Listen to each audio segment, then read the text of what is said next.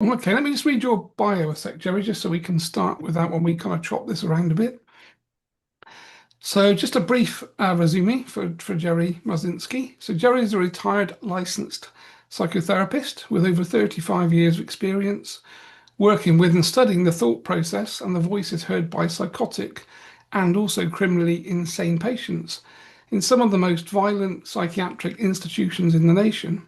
So Jerry was awarded the state of Arizona's Meritorious Service Award while working in the psychology department of a large state prison. He was also awarded the Pima College Apple Award for the teaching of abnormal psychology. Jerry has also held the position of second lieutenant in the Arizona Civil Air Patrol and is a licensed commercial pilot, a certified scuba diver, and a long distance motorcycle rider. He's also served and assisted as a scoutmaster. His formal academic training comprises a BA in psychology from Temple University, a master's degree in counselling from the University of Georgia, and 2 years of study in a PhD psychology program. He's also the co-author of an amazing journey into the psychotic mind, breaking the spell of the ivory tower.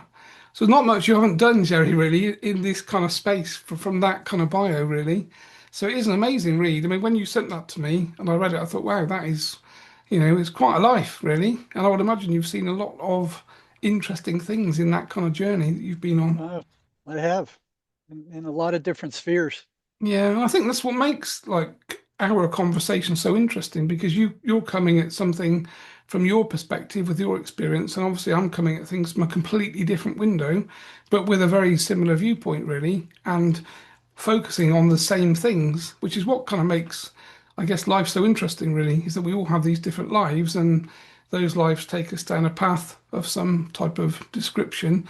And then we kind of pop out the other end, not really realizing what the journey we've been on and how things have led us to where they've led us to, really. But obviously, from my perspective, certainly connecting with Lorna Wilson, she's pretty instrumental in the work that we do.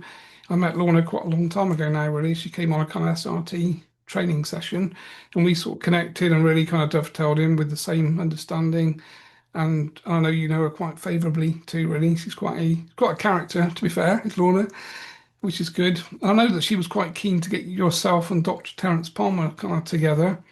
And obviously, I'd been working with Terry from 2011 as a research program. So Terry believed basically voices, schizophrenia, that kind of thing, came from spiritual possession. And that was my experience from a mediumistic perspective. So he was looking for someone from a spiritual perspective, a medium, to connect with him and work on basically like a 10-year research project to basically prove that auditory voice hallucination or schizophrenia, as we kind of term it really, or hearing voices, is actually a spiritual problem and not a kind of psychotic problem or a psychiatric problem. Not in all cases, of course, but generally our kind of understanding was, and the clients that we worked with that were schizophrenic, was that this is spirit possession and we need to be able to understand how we identify it to start with, aside from other mental health problem, psychotic problem or something, or psychosis. And then when we do decide it is a spiritual problem, how do we actually clean the spiritual soul, if you like, clear the entities, clear the negativity, and bring them back to a kind of sovereign state, was our understanding. And I guess that's kind of where you've come from, but a completely different path. Yeah, what drove me was two things. Is I was when I was younger an adrenaline junkie. So, poking through the heads of psychotic patients was an exciting thing to do and dangerous. And the Mm. second thing is I didn't trust authority as far as I could throw them. You know, I didn't believe a lot of what they said, and that's what I hated about psychology. Going through undergraduate psychology, there was no way to verify anything that they were saying. It's like they'd throw book after book after book onto you and say, "Okay, here, believe this stuff," you know, and it's like you had no way to verify that kind of stuff. Especially when it came to clinical type stuff, uh, severe mental illness, schizophrenia. You were never going to get into a mental hospital or a state hospital or a mental health center or a private psychiatric hospital. They would not allow you in. Yeah, They'd right. have some kind of excuse. Um, they have risk management, and I've watched them. When new nurses were coming through the psychiatric unit, they'd tell these nurses, "Oh, don't look them in the eye. Don't look at them. Just ignore them because they might attack you. Don't you? And I'm like, oh, for crying out loud, what are you putting into these people's heads? It's I don't know. Like, it's So like, do you think that's because they don't really understand where the problem comes from, the source of the problem, which we both agree is probably spiritual, or certainly my opinion is it's a spiritual source. And I guess if science slash psychology doesn't understand spirit, which they don't really identify with, then they can't yes. actually understand it's a spiritual problem. So we have to go down this, it's a chemical based problem from a mental perspective. Well, you look at the evidence for that. Anybody who's gone to a psychiatrist, they say it's a chemical imbalance of the brain. Yeah, You should think that if it's a chemical imbalance, one of the first things they would do would take a baseline yeah, of where the chemicals of the brain are and which chemicals are out of balance or by how much. Any of you who've gone to a psychiatrist see that that never happens. What you do, you go in there, you tell them the symptoms, they'll give you some kind of diagnosis from their opinion. There's no there's no objective test for any of those diagnoses in the DSM. And there's almost 300 of them yeah, now. There's not one single test to verify even one of them. They're all subjective. They're all made up by a group of psychiatrists that meets once every 3 years, and they're mostly for billing and identifying groups of behaviors. So when you look at this, 303.10 or whatever they have, those are billing codes that they submit to the insurance companies. They're more worried about the billing than they are curing anybody because these things are just subjective descriptions. Like I said, not one objective test to verify even one of them. yeah, right. You got that. The second thing you got, and you can see for yourself, any of you guys who've gone to a psychiatrist, you think they would need a baseline. You think they'd give you some tests. They're going to tell you, you ask them, well, where does your mental illness come from? They go, oh, yeah, it's a chemical imbalance of the brain. You think they'd give you some kind of test to see what chemicals are out of balance and by how much? No, they don't do that. They just give you a diagnosis and then they start on their, well, I think we'll start you with this drug or that drug, and then increase it, decrease it, change around, add all those. It's all about drugs. Yeah, There is no objective test. They don't even know what the chemical balance of the brain should be. of course, yeah. That bull crap was made up by Eli Lilly back in the 60s when they came out with Prozac. They needed some explanation for how their antidepressant worked. So they just made one up. Oh yeah, it's a chemical imbalance of the brain. We see that the serotonin reuptake, if we can block that, people seem to feel better. It's bull. You know, So those do you think there's a case, Jerry, that because they didn't really understand it back in the day, and obviously psychiatrists move forward, and there's an awful lot of money involved now, it's now a money-based problem. So we can't go backwards and say we didn't really understand it. We do now. We actually think there's a spiritual problem that we need to discuss, talk about, and bring that to the table. Would you think it is literally psychiatry is so controlled by, the financial aspects of it that is the kind of part that's holding it back, really? well, there's two things. It's their ego. They're like, not all of them, but I'd say a great majority of them are very egotistical. They're into the power. They're into the control. They're into the, you know, controlling people and bossing and demanding. I mean, especially the ones in institutions. I mean, I've seen them lock people up for things that they shouldn't have never been locked up for. Yeah. And it's worse in Britain. I've heard horror stories about what they do in Britain, locking Yeah, people up because they don't like what they're talking about. yeah, yeah. I mean, if you walked to an MD today, a medical doctor, and said, "I'm hearing voices," they would they'd probably section you within, 5 minutes, effectively. But they wouldn't Yeah, actually talk to you about what sort of voices, what are the conversations, oh no, you know. there's no conversation. Yeah, It's just like you said. If somebody walks into a psychiatrist's office and says, "I'm hearing voices," a few more questions, and you get diagnosed. Well, you're paranoid schizophrenic, and we're yeah, going to start you on these major tranquilizers that with long-term use will actually destroy your brain Yeah, they and fry your destroy brain. your central nervous system. Yeah.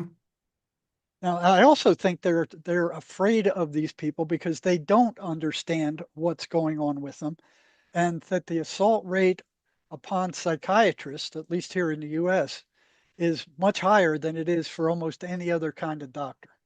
Yeah, of course. You know, But then, of course, it would be because obviously behind the scenes, I guess both our view. I mean, this is what Terence Palmer. That was his kind of his remit really was he wanted to prove that behind the scenes there are these negative entities that sit in a different vibrational frequency that we don't see, and that they are connected to these people hearing voices and suicidal and driving the kind of whole negative agenda really in terms of behavior.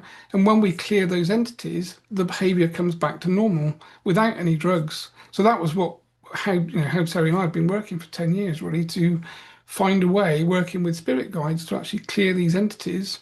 And they are behind everything. So we believe that every single person that was suicidal or schizophrenic or self-harming had some sort of spiritual attachment driving that behavior. I And of course, agree. that is, which I know is hard to prove because we can't see these things, but of course, Well, mediums can. And that is the key, I guess, really. well, that's why psychiatry and psychology stay out of that area because they can't see it, they can't feel it, they can't hear it, they can't measure it. So they go, well, what are we going to do if we can't see it, hear it, feel it, measure it, look at it? Well, it doesn't exist. Bull crap. Where I started with is starting. I started off working in probably the biggest psychiatric hospital on the planet. There were like 10,000 psychiatric patients when I Right. got there. So I never had any lack of schizophrenics to work with. And I didn't really enjoy working with them because they were so confusing. Back then, I had no idea what was going on with them, and nothing in undergraduate or graduate school ever prepared me for it. Yeah, You know, right. because they teach you these counseling theories that when you come to using those with schizophrenics, it's like shooting a BB rifle at a rhino's butt trying to get it to move off the road. Yeah. It just doesn't work. You know, so it's when I first got there, I, I was asking people, the psych nurses, the psychiatrists, are going to what's going on with these people? What is schizophrenia? What's causing this? 95% of the time, I get this chemical imbalance nonsense. Oh yeah, it's a chemical balance in their brain, and they were all brainwashed to believe that going through school. You know? But like I said, after a while, I saw, hey, where's the baseline? Where's the measurement? What chemicals are they talking about? What neurotransmitters? There's like what 200 different neurotransmitters in the brain. You know, where's the measurement? It did not exist. I didn't So know that I at the guess that's time. kind of, I kind of guess that's the interesting part, isn't it? When we look at it subjectively and from a kind of critical analysis perspective, when you start in these roles or these jobs as a psychiatrist, you're going to follow your training, but at some point, surely you're going to start to question the training and look at the patient and think, how can we do things differently? What are we not seeing? We can't keep going along with the same thing because, like you say, the representation isn't really right, and if there is no test then over time, generally, tests kind of change the adaptive qualities of what you're actually trying to do effectively. You'd think they'd figure out at some point that what they're doing doesn't work Yeah, because you yeah, got you got more psychiatrists, more psychologists, and more psychiatric drugs on the planet than at any other time in human history. And population's getting worse. They're getting sicker. The number of schizophrenics is growing every year. It's not receding. These people aren't curing anything. They're basically treating symptoms and making a whole lot of money doing it. yeah. You know, I think what Oh, is it in the U.S. It's $7.4 billion a year on antidepressant drugs. right. This is something that MACE could take care of in an hour, Yeah, right. permanently, permanently. At a fraction of the price of what these people are doing. And So there's awful side effects to all these drugs. They don't call these side effects for nothing. These are toxic effects of these poisonous drugs. yeah, I almost kind of laugh when people talk about side effects. You talk about any drug and they say the side effect is, and you think, no, that is the effect. It's not a side effect. That's what it Yeah, does. yeah. And a lot of these antidepressants, side effects, suicidal ideation, Yeah, it's yeah, right on there. how much further whacked out can you be? And then you got, like I said, 50,000 people in the US killing themselves every year. And Canada has got a voluntary, what do you call it, uh, killing scheme. So you Well, can like sign up for them euthanasia. for the medical profession to kill you over there. Well, If you're euthanasia, depressed, basically. yeah, Well, you go sign up and they'll kill you. wow. Yeah, well, I guess there is probably a depopulation agenda that's going on behind the scenes, maybe. Yeah, yeah. So Canada in a lot of ways is the same thing is happening to them as happening to you right now. Yeah, Only right. they're rebelling and they're they're breaking out. So you got the whole western section now contemplating becoming United States. Yeah, right. Now the That's, crown isn't going to like that very much. no, that's a good thing. Yeah, So, that's a good thing. so from your perspective, obviously Mace is your version of things. So I guess your understanding is that there is spiritual possession is the actual problem behind hearing voices and schizophrenia and Yeah, self-harm. Is that your opinion? well, there's two things. Is one thing is what Mace calls a negative identity, and this is more like mental programming. Okay, yeah. Like you get something happens to you when you're 7 years old. Your parents did something to you, and you come to the conclusion that because of that, you're a worthless individual. Okay, so that pain stays there for a long time until the ego shows up and goes, okay, you're not doing well with this. It's bothering you. You can't function real well. Let me handle this. So it throws it into the subconscious mind and it locks it down. Okay. So it's no longer consciously bothering you, but it's still alive. It's Right, still it's still running a program like a computer program in the background, or a computer virus in the background. You see the effects on the computer, but you don't see the actual virus, right? So that gets locked down there and it affects, what the person does, what they don't do, how they perceive things, how they feel. It's all operating in the background, but it's not subconsciously available. So what happens is that when somebody shows up that's very similar to the person who caused that trauma in the first place, that thing goes off. right, Mace calls it a negative identity. And it tells the person to either attack that person or run from that person or avoid that person. And every time it triggers, it gets stronger until it starts taking over the person. Okay? But it's not you might consider it a negative identity or a personality trait, but it doesn't belong to the spirit of the individual. It belongs to the psyche. So right. it's Yeah. it's not like a negative entity that that thinks. It's more like a Almost like a thought form type thing that's been yeah, created, basically. yeah, it's like a thought Yeah, form that's kind of like a what do you call it, a landmine, yeah, or so when somebody with that's similar to the person that caused the trauma shows up in that person's psychic sphere, that thing goes off like a landmine, boom, and it blows. Right? And each time it blows, it gets stronger. Now, a negative entity is a whole different ballpark. Right. Now, what I've seen is that these negative entities will put thoughts into the thought stream of everybody. It's not just schizophrenics, but they do it a lot with schizophrenics. You know, and what's so sneaky about it, and I tested this myself one day. I mean, those thoughts sound just like the thousands of thoughts that go through your head on a normal day. For the most part, sometimes they're different, but for the most part, there's no, we are the voices and you're no good. It's nothing like that. It just sounds just like the thousands of other things that go through your head. Oh, I'm stupid. I'm no good. I'm da da da. And it's the same tone. So it's mixed in with thousands of other thoughts that go through your head on a normal day. And it sounds just like them. And one of the things these negative entities don't want you to realize is that they're putting these negative thoughts into your thought stream. And they try to hide that way. So virtually every negative thought you have about yourself or somebody else is put there by them. And yeah. then there's a negative reaction and they feed off of the emotional loosh that that negative reaction produces. So for them, we're like cattle. You know, we eat food, we drink water, we produce energetic energy. They have to bring down the vibration of that energy to the point where they can consume it. And they got that knocked with schizophrenics because they're at a very low level and they're reactive to a lot of things. I mean, they're constantly at effect for whatever's going on. So when they go off, when they get irritated and anxious, like they're in a constant state of that, these things are feeding off of that negative emotion. So mace itself, I've found, isn't as effective as I'd like with the voices. But one thing it has done and does do is it takes care of the trauma that these things feed off of.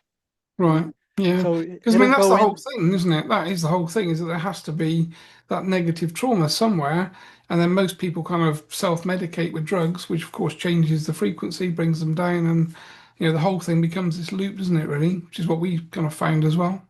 Yeah, there's a number of ways they get in. One big way is trauma. Another way is drugs, especially amphetamine. Man, amphetamine just opens up the spiritual field like, come on and get me.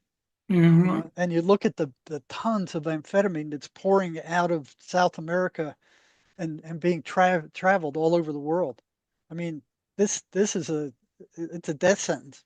Once that stuff, the prisoners called it the devil's drug. Once Right. that stuff's got you, those things move in. Another way is Ouija boards. I've Yeah, seen a lot of people get uh, infested with Ouija boards. They start playing with the Ouija boards and taking messages on the Ouija board, and then they start hearing that same thing in their head. They don't know what they're playing with. They think it's a toy. Those things should be outlawed. They shouldn't be sold as toys. They're dangerous. You know. yeah, yeah. Um, That is the whole thing, isn't it? Because again, it's an occult product, a tool to speak to spirit, not something to be played with. But most people play with it, as you say, really not really understanding. And again, when I was talking to my spirit guide Chen, he said, from a spirit perspective, the positive guys will never connect with people playing with Ouija boards. It's only ever going to be the negative entities that reply, because the positive guys will stand back and think you don't know what you're doing, you shouldn't be using that, you shouldn't be playing with it. But the entities come straight in with, I'm your granny, I'm your father, I'm your mother, and obviously can then basically control that and obviously move that in a kind of constantly negative and deceptive way. right. They're very deceptive and they're consummate liars. They lie about everything. You can't trust anything they say. you know, and 95% of what they say is negative, but they can pretend to be anybody. They can pretend to be your mother, your father, they can pretend to be Jesus Christ. You know, you can't trust anything they say, and they're constantly negative. So when I started working with these guys, nobody in that entire hospital was curious. I mean, and there were hundreds of staff there, hundreds. None of them were curious about what these voices were telling schizophrenics, except me. So after I couldn't get any answers from anybody, I started asking these guys, what are these voices telling you? Yeah. You know, and that got weird because they didn't want to talk about it. And then if you look at it, why should they? I mean, that's what got them into the hospital in the first place, talking Of about the course. voices. And the Yeah. voices, for the most part, are the ones that warned them, say, you talk about us, they're going to lock you up into a loony bin. Yeah. And Right. that actually happens. you know. So there is no positive benefit for a schizophrenic to talk about their voices. They lose friends. They tell their friend, "Oh, I'm hearing this voice that's telling me to kill myself or whatever." The friends go, "Whoa, get away from this guy." So they tell their mother, their father, they drag them into the psychiatrist's office. The psychiatrist says, "Hey, your brain is broken. There's nothing you can do about it. You got to take these toxic drugs I'm selling you for a horrendous price for the rest of your life." And they make them feel like crap. They turn them into hollow zombies. You know? So Yeah, I mean, I've the, been, well, I know you work there, but I've been to some of these units in the UK, and everyone's walking down the corridor with this kind of like they can't move their feet. It's like mhm. zombies walking around. And I remember walking in there thinking, wow, this is unbelievable because They call it the Thorazine shuffle. right, That's it felt back like in my day. And it's like what the film. it's due to neurological damage, and they no longer have a normal gait. They drag their feet around. Yeah, yeah. I thought it was like a film set. It looked like some sort of film set where these people are coming at you that are just Yeah, it shuffling is. It along. is kind of. They look like zombies. Yeah, it's You know, and unbelievable. and and that's permanent neurological damage. That Wow. doesn't go away. Yeah, And right. and I'm not even sure that half of these psychiatrists know that. You know, Really? Right. because I've never seen a psychiatrist in all the years I've worked on the front lines sit down and talk to the person about what the negative side effects and the dangerous effects of these drugs are. What they do is give them, oh yeah, your eyes are going to get blurry. You might not be able to focus for a while. Your mouth will get dry. There may be some sexual dysfunction. You're going to feel doped up for a while, but just hang in there. It'll pass after a couple of weeks. They don't tell them about the akinesia and the peripheral damage that's done and the neurological damage that's done and Wow. you know all the nasty side effects of those things. They don't even mention them. They just, oh, here, take this stuff. You know, that's what we do for this. You know, and you don't find them talking to these patients very much at all. You know, Yeah, the right. at least in the institutions, they're even worse. Some of the private psychiatrists might spend some time talking to them, you know, but in the institutions, it's like, you know, what's going on with you? Oh, you're hearing voices. Okay, take this drug. I'll see you in a month. You Yeah, know, right. So what is your kind of understanding of sort of going back in time to religion, exorcism, spirit possession? Because obviously in our world, these two things are intersecting, and spirit possession is the problem with people that are hearing voices, self-harming, hallucinating, suicidal. So that's kind of where we're looking from the spiritual perspective. So when you were in psychiatry and in these sorts of places, did you have an understanding around what exorcism was about in the past, and did that come into the conversation, or was it not really not for years. considered? No. Matter of fact, I didn't want to believe in demons. I didn't want to believe in, you know, negative spirits, that kind of stuff. I wasn't a Bible thumper. I was quasi religious. You know, I believed in Christ and God and that kind of stuff. But I didn't want to believe in demons. You know, it took me probably close to 20 years before Right. things happened to me where I could no longer deny it. Yeah, You right. know, so what I was searching for is what are these voices? What do they do? How do they operate? What do they say?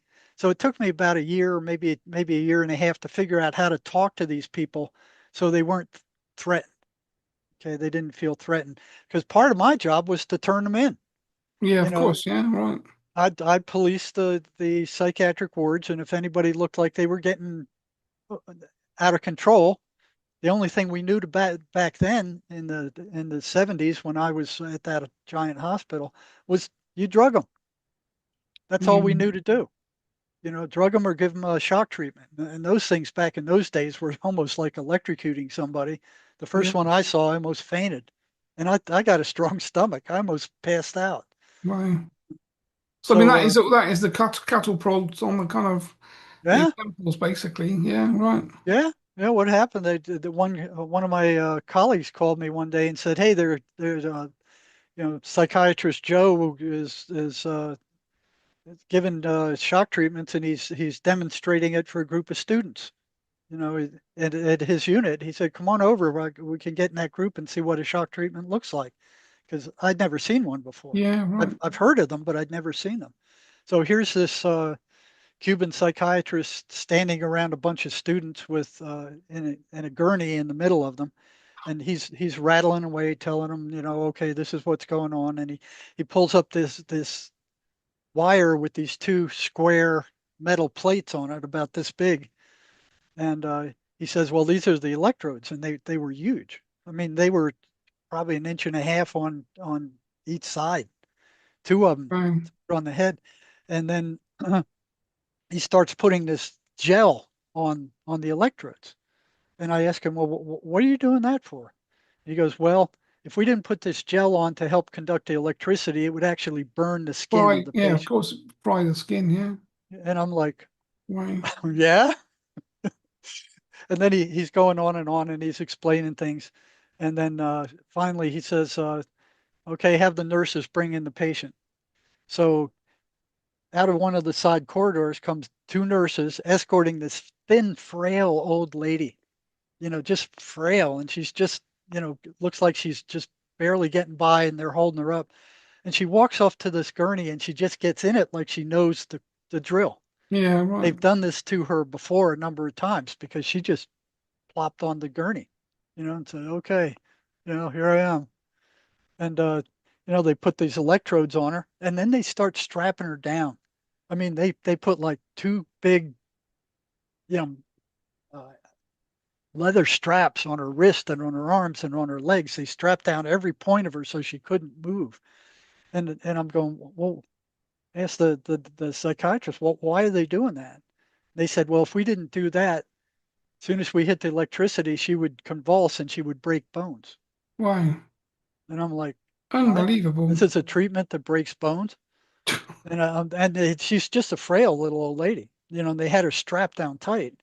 So then he whips out this giant needle. It's about this big around and it's about this long and it's full of this milky white liquid, and he sticks it in her arm and then he starts plunging it back and forth, and sucking blood into it. And I'm watching that and going, oh, what's he doing that for? He's mixing the blood with this milky white liquid. And I asked him, I said, what is that? That thing's a horse needle. I've never seen a bigger needle than that. I think you've got it out of a horse farm. He said, well, if we didn't inject this is a muscle relaxer. If we didn't inject this, she would break her bones also, even with the straps. Wow. So, so they injected this big giant needle, and she's just laying there like this. And then he tells everybody, okay, get away from the gurney. I'm about to set the shock. And he turns the dials on this shock machine. And then he goes, okay, here we go. Get away from the gurney. And he hits the button on this thing. And she just starts convulsing like she's going to break those straps. I mean, Wow. it looked like she was going to just pull the whole table up with her. And she's this frail old lady. And I'm just like shocked, like, whoa, you know. And then I'm thinking, okay, how long is he going to do this? When's it going to stop? And it just seemed to go on forever, And I'm like, oh my God, And I'm like, whoa. And then finally he stops it. I'm like, oh God, thank God. And then I look at her and he's just prattling, he's talking, blah, blah, blah, talking to all the students, answering questions. And I'm looking at this poor old lady and she's turning cyanotic. She's turning blue. She's dead. She's Wow. on her way out. And I go, hey, doctor, she's turning cyanotic. Do something. So he goes, oh, like as an afterthought, you know. And he had these two things where they put on your chest and shock your heart. So he had that ready. So apparently this has happened before. And he puts it on her chest and he shocks her and she jumps. And then her color starts coming back, and then finally she's back to normal color again. But it was a while before she could move. They were doing 3,000 of these things every year at Wow. this giant hospital I worked on. 3,000. And they What weren't was determined, a lot of times they weren't determined by psychiatrists, they were determined by attendants on the psych wards who were telling the psychiatrist, hey, this guy's getting out of hand and the medicine isn't holding him. I think he needs a shock treatment. I was And going to ask, so what's the output of that when they've shocked someone? I guess it resets everything for the nervous system, and so does it actually resolve the problem, or is it just a case of well, what I've seen is that it will, um, in a lot of cases, it'll be a temporary treatment for depression. So it looks like the depression disappears for a while. But with schizophrenics, apparently these voices don't like to be shocked. Right? So they would disappear for a few days or a week or a week and a half or two, but well, they'd okay. eventually come back, but they didn't like to be shocked. So um, what So I what, started playing with after a while was something called it was the Tesla violet ray, I believe, that administered electricity, or no, it wasn't that. It was a TENS unit. It was a TENS unit. oh, right, okay, yeah, yeah, Yeah, because some people were saying, hey, I'm using the TENS unit and the voices don't like it. right. So that's something you might think about, if you don't have some other way to get out. So, you know, The shock treatments didn't cure schizophrenia. It didn't do anything for it, you know. So the the longer I went, I started seeing these patterns. So we're talking about uh, what do they call it? Now there's a name for it. It's a operational definition. Okay. Okay. So what I started putting together was an operational definition of what these voices were. Once I figured out that I could talk to these guys, right? And the first one that popped up was these voices were consistently negative. They were derogatory, they were insulting, they were abusive, they were destructive, they were telling the person to kill himself. They were always negative. So I'm thinking, like, well, if they're hallucinations, why aren't they all over the place like regular hallucinations? What is holding them on this negative pattern? So this was the first trait that I saw that made me wonder whether psychiatry was full of crap. You know? So if they're running patterns, they can't Yeah, be auditory hallucinations like the psychiatric mafia insists they are. yeah, because it's not random, is it? Of course. No, it's not random anymore. Yeah. And the question was, what holds them? What holds these voices on a negative trajectory? How come they're not random, but they're consistently negative? First pattern I saw. Second pattern I saw was they were anti-religious. They did not like the patient going to church. They didn't like them praying. They didn't like them repeating the 23rd Psalm. They didn't like them reading the Bible. They didn't like them go to religious meetings. Why would a hallucination be anti-religious? You know, and Yeah. I Yeah. remember one guy came into my office one day. He was schizophrenic, and he said, "Oh, they attacked me last night, and I repeated the 23rd Psalm." And he said they reacted like worms thrown on a hot frying pan. Yeah. Right. So I went, "Well, ain't that interesting?" So I started passing out the 23rd Psalm to all my other schizophrenic patients. Okay. The voices hated it. They absolutely hated it. Was So that I'm the not. point that you kind of realized it was probably a spiritual problem because of? The question was, is why would they be anti-religious? You know, what are these things that they're anti-religious? So I started suspecting, that it was a spiritual problem at then, but I wasn't sure. The next thing I said, so these are all patterns, and I got 23 of them. Okay, I don't want to go through all of them. They're on my website at jerrymarzinsky.com under articles. Okay, but there's 23 of these things, and if again, I publish these all over the place. I send them out to people I talk to on interviews. This is the operational definition of these things. Okay, so this is the evidence that they exist. That they're not hallucinations, as the psychiatric mafia is insisting. Do you think any of them have ever looked at this? Not a single one that I know of. And I went to Grok and I went, hey Grok, tell me about Jerry Marzinsky. And here's this. Oh yeah, very controversial. There's no double-blind experiments to prove anything that he's saying. Yeah. Right. All this research horse crap. And I'm saying, go look for yourself. These are published on my website. Look at those of you who are working with schizophrenics. Take a look. You'll see these same patterns. And if they're running Yeah. patterns, they can't be hallucinations, as the psychiatric mafia insists. They're Yeah. just making money off you. I think that's what I find so interesting, really. Obviously, our work with myself and Terence is intersecting at this point with your work. We were seeing, or we then believed that there were demonic parasitic entities behind Hmm. the attachments that are driving this behavior. But trying to connect to psychiatry and have those conversations is impossible, No, really. no, But no, you no would way. think there would be somebody that would be interested enough to say, show us the efficacy of the work you've done, which we can. Show us the people that you've cleared and worked with and voices stop, which we can.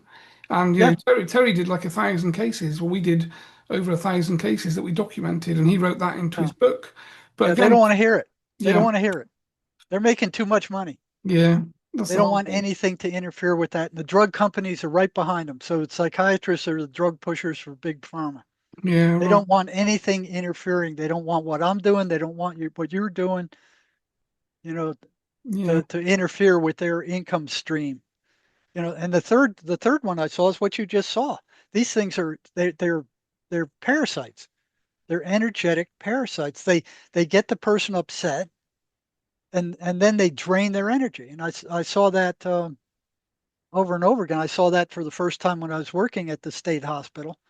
Um, that these these things, after the voices attacked them, the patient didn't have any energy. Yeah. Fatigued. Yeah. Yeah, they're totally wiped out. Yeah. And it got with some of them. One guy told me, he said he felt like he was digging ditches and out in the hot sun all day. That's how badly he was drained.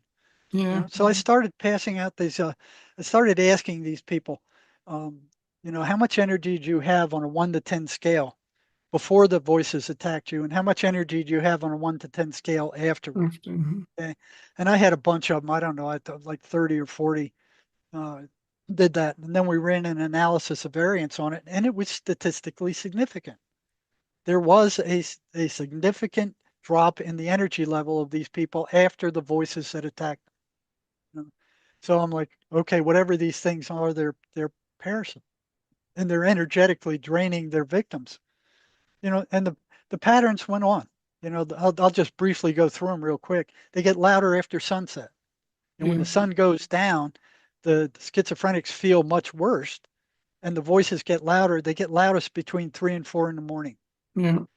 They get louder if ignored. They refuse to be ignored. I remember sitting in a psychiatrist's office once where the patient was telling the psychiatrist, the voices are driving me nuts.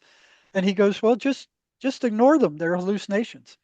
You know, and the patient's like, so I called him back a week later and I said, hey, remember me? I was in the psychiatrist's office with you when he told you to ignore the voices. I asked him, I said, how'd that work for you? He said, it didn't work at all. They got louder. Yeah. So then I started asking other patients, what happens when you try to ignore them? The answer was consistent. They get louder. Okay, so we're talking about pattern after pattern after pattern after pattern. These aren't hallucinations. This isn't random stuff. This is the operational definition of what these entities are. They foster self-destructive behavior. They're always telling the person to do something that will get him in trouble, Yeah. or they're telling them to kill themselves or to hurt somebody else. you know so it's always destructive type behavior. They foster isolation. They tell the patient, oh, just get away from everybody and go lock yourself in your room and listen to us all day. That's the worst thing that the parents can do with a schizophrenic kid, is lock him up by himself, because then nothing is interfering with the voices. They Yeah. don't want any interference. They don't want anybody interfering. Parents automatically become enemies. Friends become enemies. Anybody who tries to help that person becomes an enemy, and they will tell them to avoid them or to attack them. Um, they demand the attention of the victims. They won't be ignored. They maneuver for increased control over time. They're constantly trying to take more and more control, until they get them to the point where they actually go out and kill somebody.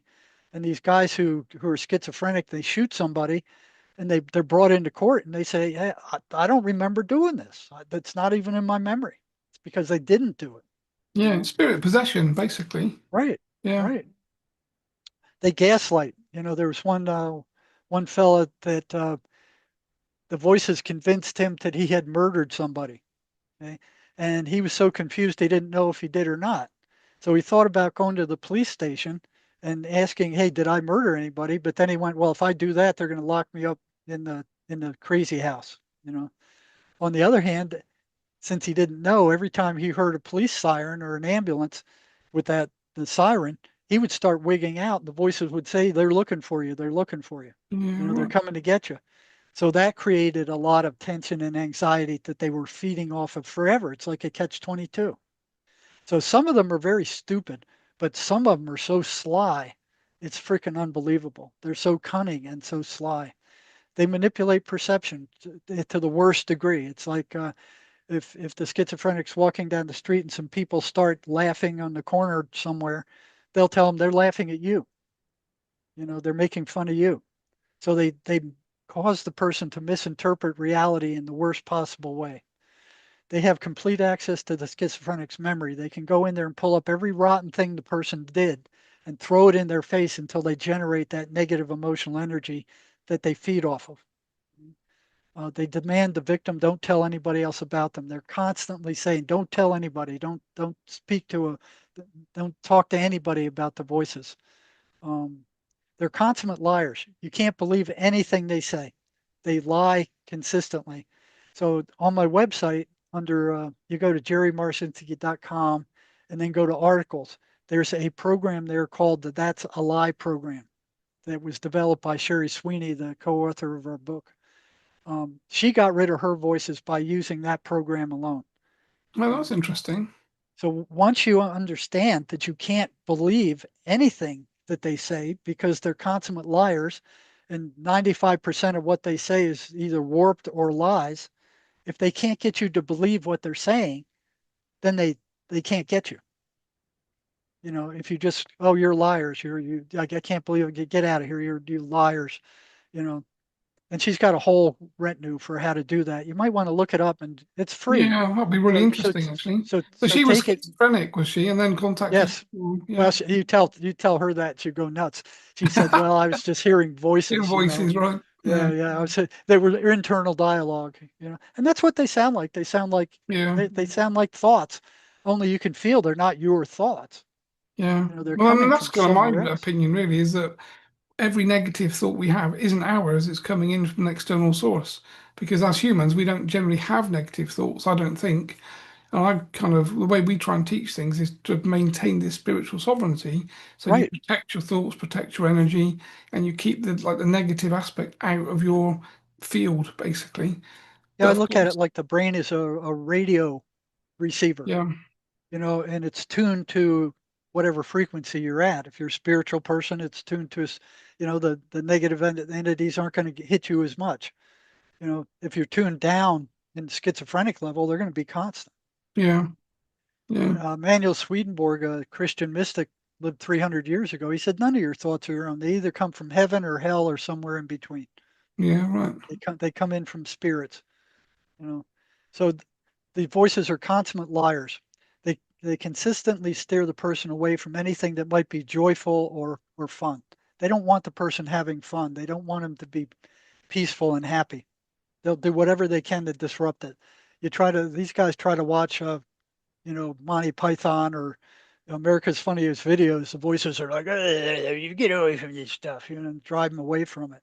And do you They think don't that's want. because their frequency then starts to come up? And of course, they're Well, no, living I think it in. irritates their frequency. It's like static. Right, okay. Yeah, they don't want to hear it. They don't want Yeah, the person being happy. They can manipulate feeling without speaking. You know, you could just be sitting there and just minding your own business. All of a sudden, you get this heavy feeling come over you. You know, they do that. They don't have to speak to interfere. Uh, they short circuit reason. You know, they get the person to do stuff that's very unreasonable. Uh, if the person is bored, they move right in. You know, a schizophrenic being bored is the worst state of mind for them, you know, because these things will move right in. They try to pass themselves off as your thoughts. That's their right. biggest trick because they sound just like your thoughts. There's no, you know, when they come, there's no, we are the voices. You know, no, it sounds just like any one of the thousands of other thoughts you have coming through your head all the time, which makes them so difficult to deal with. And some of the prisoners I had, they would ask these things. Who are you? What are you? Guess what the voices told them? I'm you, probably. That's right. We are Yeah, you. yeah. We are you. Which is the key, of course. Yeah, yeah, that's exactly what they said. We are you. Yeah, And selective forgetting. You know, I'd give these guys homework to do to fight back against the voices. They'd lose it or they'd forget to do it. So they can wipe the person's memory out. Um, they destroy any positive self-concept the person has. They attempt to sway the person away from consensual reality. You know, like, hey, all this weird stuff is happening to you that isn't normal. They use confusion as a means of instilling negative suggestions. So they get the person confused, and then they give them a suggestion as to what to do. And it's the same thing to hypnotists do. They cause confusion, and then they give them a suggestion, and they move in that direction. They're doing the same thing. Um, they're aversive to anything positive or beautiful. Um, let me see, any attempt to inform the kid. Oh, yeah. So they don't, when I was working doing psychiatric evaluations in emergency rooms, the last 10 years I was working for somebody else. I was trying to figure out, well, what information can I give these schizophrenic patients that would help them the most? Because I probably wouldn't see them again after I did the evaluation. Then you turn them over to the psychiatric Hmm. mafia and they drug them.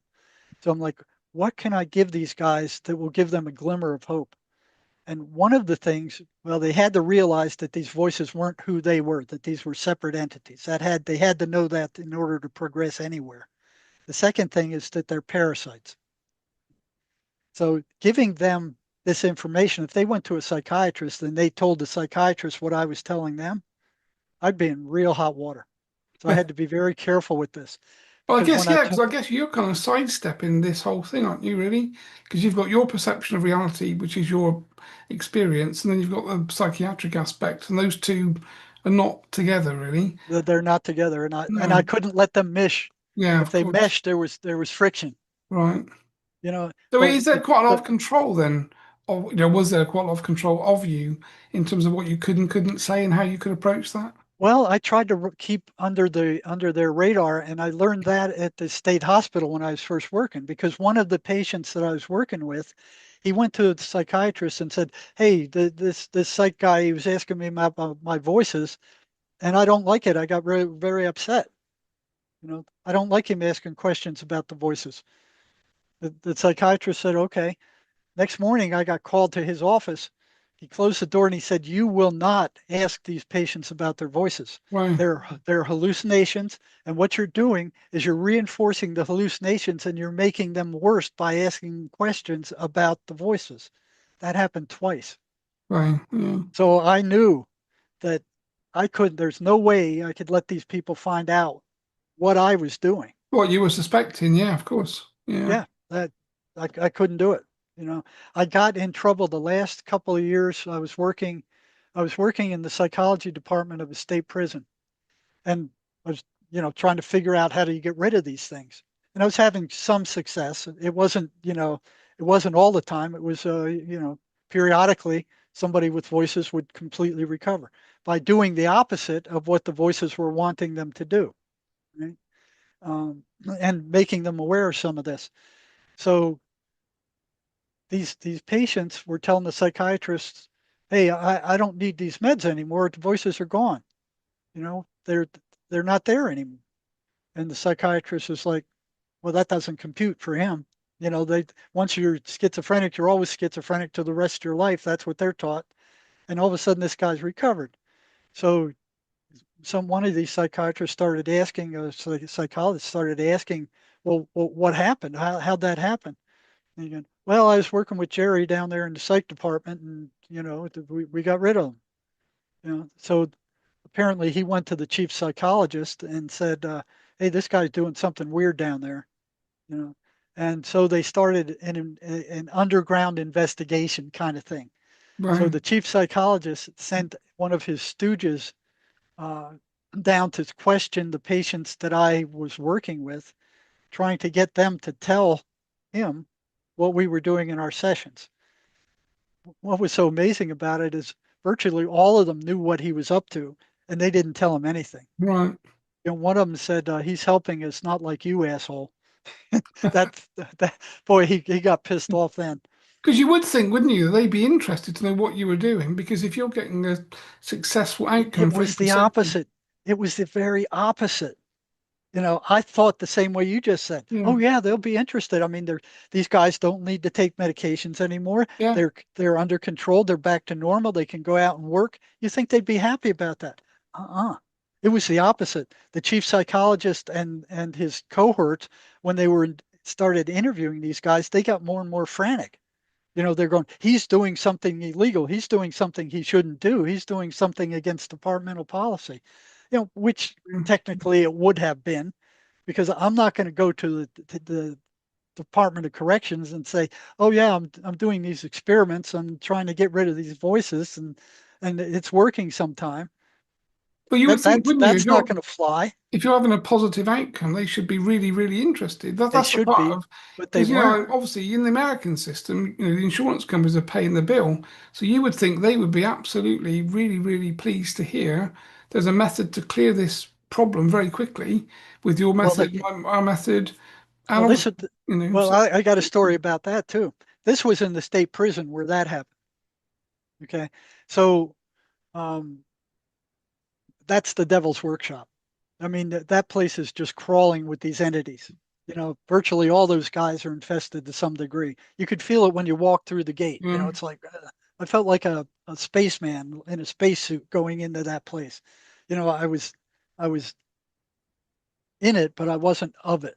It's like being on Mars or something for me. yeah, So what they did, they found this one guy who had completely recovered, and they found that he had a valid MMPI, in his record, in his psych record.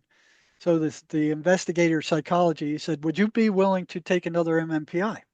The guy said, "Yeah, sure, I'll take an MMPI." The prisoner said. So he took it. It was a valid profile when they graded it up, and his psychotic scale was down to normal. He was no psycho. He was back to normal, and that's the most advanced psychological test that psychology has. So that drove me even crazier, you know. Um, so they were at that point they were gunning for me.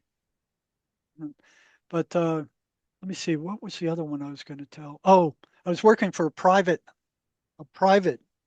psychiatric hospital and doing the same stuff. These people were coming out of there recovered or in better shape than they were, and the psychiatrist actually saw this. You know, so the supervisor actually saw it. So at that point, I had a fill of that, and I had left that that hospital. But the supervisor contacted me, and I said, "Listen, I don't want to come back, but what I'll do is I'll teach your chief or your head therapist what I know." And she goes, "Okay, that's a deal, but you'll have to come back as a volunteer." So I went through all the volunteer stuff again, which was almost like a job application, all the crap and shots and fingerprints and all that kind of crap. So then, before we started, uh, the psychiatrist said, "Hey, run this by risk management." They have a risk management system for the hospital. When they went up there and suggested it, the risk management people said, "No, why should we risk anything? You know, who knows? You could get sued for this." Boom, wiped out. right. So there goes your private sector part. So They is that don't. the problem with the insurance companies? Because I would think as a normal person that insurance companies are looking at ways they can obviously not pay. So if there's a method like your method, our method, that takes like an hour, 5, 10 minutes to clear someone, bring them back to kind of a normal lucid state, you would think the ongoing cost of medication for the rest of their life would be so phenomenal that the insurance companies would be looking for ways to Well, resolve that. that's a point. Maybe we ought to go straight to the insurance companies and bypass psychiatry and Hmm. administration in the hospitals, and show them that it works. Yeah, because that would be the easy way, really, because of course it's going back to the money again. And I think that's what Terry was trying to do. Terry was trying to have conversations in the UK, certainly, with a guy called Dr. Alan Sanderson, who was the head of UK psychiatry back in the day. He retired a bit like yourself. And he actually said to Terry, now I actually see the real picture. I really understand that this is an entity problem and these parasitic negative entities are what we have to deal with. And if Yes. you guys have got a way to resolve it and kind of resolve the problem without medication, then we have to explore this conversation. But obviously we haven't really got there yet. So it's kind of, but it's almost like we're going the wrong way because to try to educate psychiatry isn't really going to work No, because I don't. yeah, Yeah, I came to that conclusion a long time ago. I know three psychiatrists, maybe four, that understand, and they're not from the U.S. You know, yeah, right. one of them's from France. I think two of them from Romania, and then one from somewhere else in Europe. And they were part of an esoteric yogi group. They understood, you Yeah. know, and they paid for me to go over to Romania and give a talk on this stuff. And they said, "Well, we want you to meet our psychiatrist." And I went, "I don't think that's a good idea." And they said, no, no, our psychiatrists are fine. And I said, I don't know. I'm a little nervous about that. Psychiatrists have been my arch enemies for decades, you Yeah, know, right. and they understood. So there's four on the planet that I know Right. understand, Yeah. I mean, maybe that's but what. they're not going to speak out. No, that's the thing, They'll yes. get crushed. They'll get Yeah. crushed. And I guess that is the problem, isn't it? I mean, our kind of version of doing things, really, we're looking at kind of trying to educate practitioners and teach practitioners the methods that we use to clear people to bring them back to sovereignty. And the idea being that as that happens, it will be the kind of clients that tell their friends, and the whole thing is ground up rather than top down. So we get to Yeah, a point where we kind of educate people, really. well, tell me a little bit about what you do, because mace doesn't work real good about getting rid of the voices. It gets rid of their food really well. I mean, it's Yeah, matter right. of fact, there's two times where with another practitioner where the voices said, "I need energy. I need energy." After being Oh, done that's with mace, interesting. they're crying for energy. And then I had one last week where the voice came out and said, "I need energy." And I asked it. I said, "What right do you have to be?"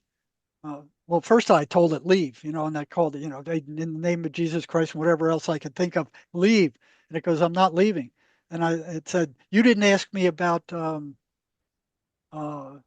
the legality. You didn't ask me about my legality. He said that twice, and I said, okay, what gives you the right to infest this guy? And the voice said one word, pornography. Okay, that's interesting. Just like that. But it was begging for energy too after I hit it, but Yeah, it didn't get right. rid of it. Now, sometimes, like I said, 25, 30% of the time, the voices will leave, but the mace doesn't do a real good job about getting rid of them by itself.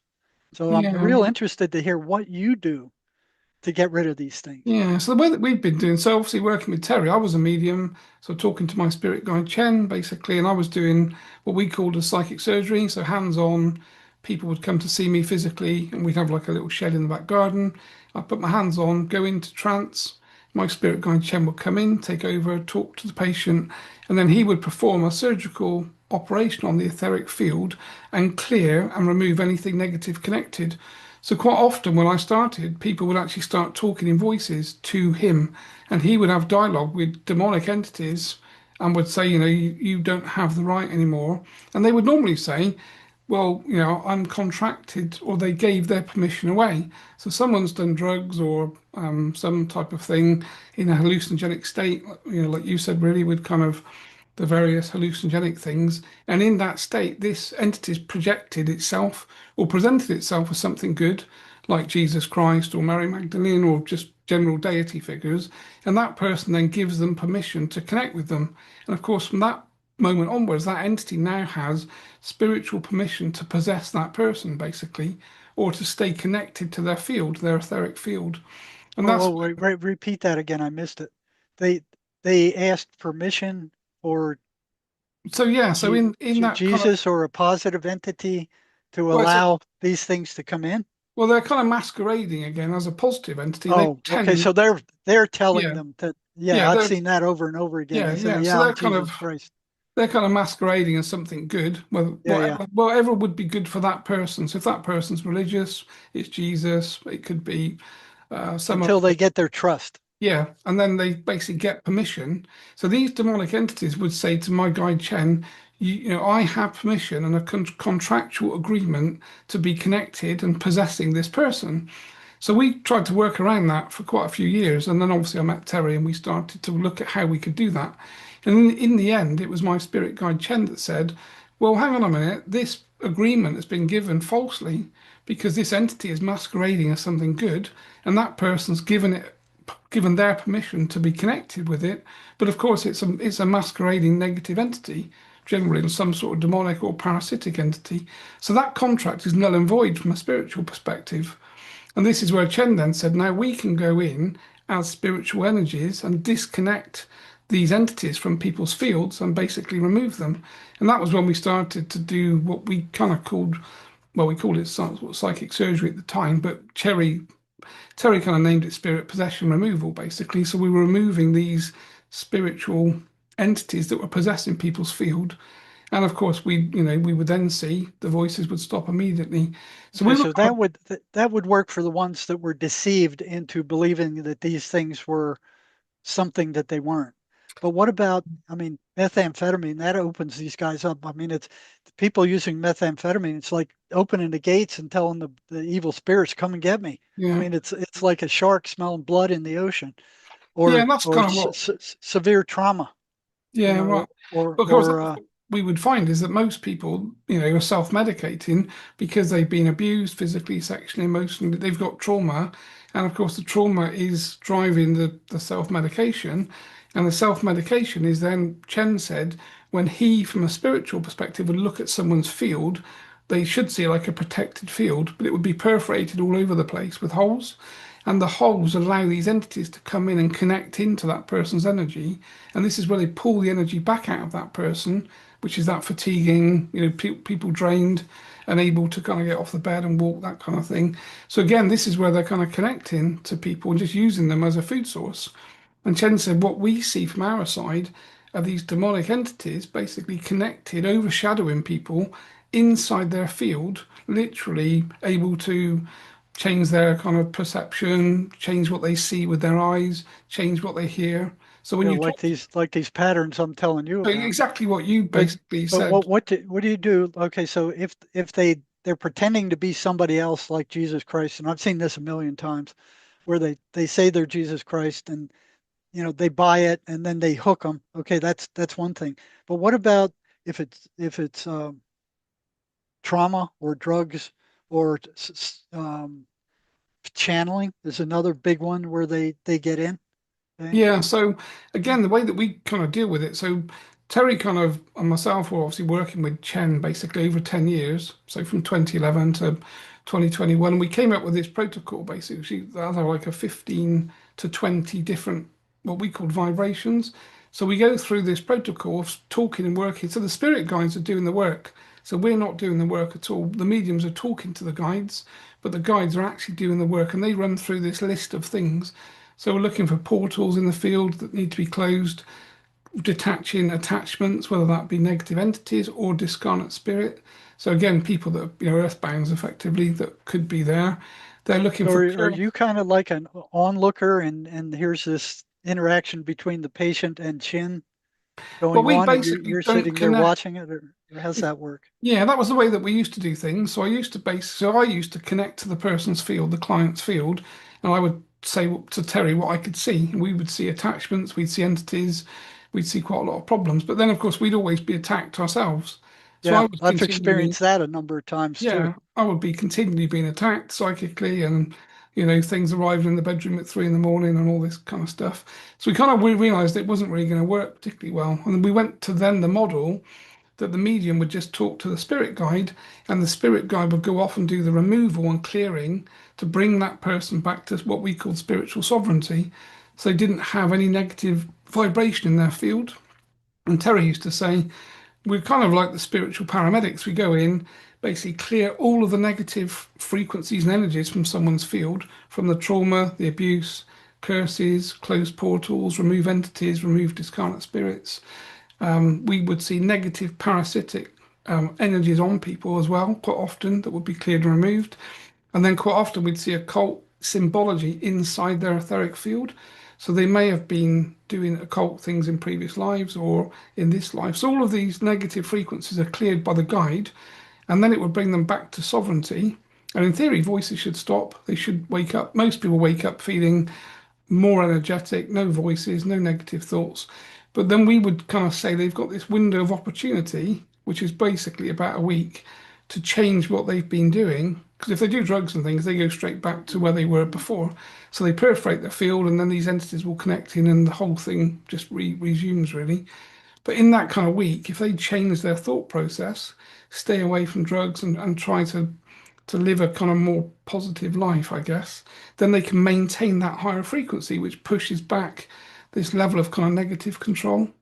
So that's kind of what we came up with, really, myself and Terry. And then obviously Terry passed. So myself and Jono Webster, who's another psychic surgeon that lives just down the road from me, really, we kind of set up Spirit Release Academy, SRA, to teach the practitioners the methods that Terry and I kind of developed, really. So we teach that to practitioners now. So we have kind of hypnosis practitioners and mediums, spiritual mediums, and they come on a course. We basically teach them the methods of how, as a team of three, so we have a medium and what we call a facilitator, who's normally hypnosis type background, and then the medium spirit guide to train them to do this work and do this disconnection. And again, it works really well because, of course, the guides are doing the work, the medium's not being attacked at all because they're not connecting to the client's field at all. So the medium is just kind of almost like the intermediary, really, between the spirit guide and the session. And then we have the third person that is what we tend to call the facilitator that runs through the protocol, asking the questions, talking directly to the guides.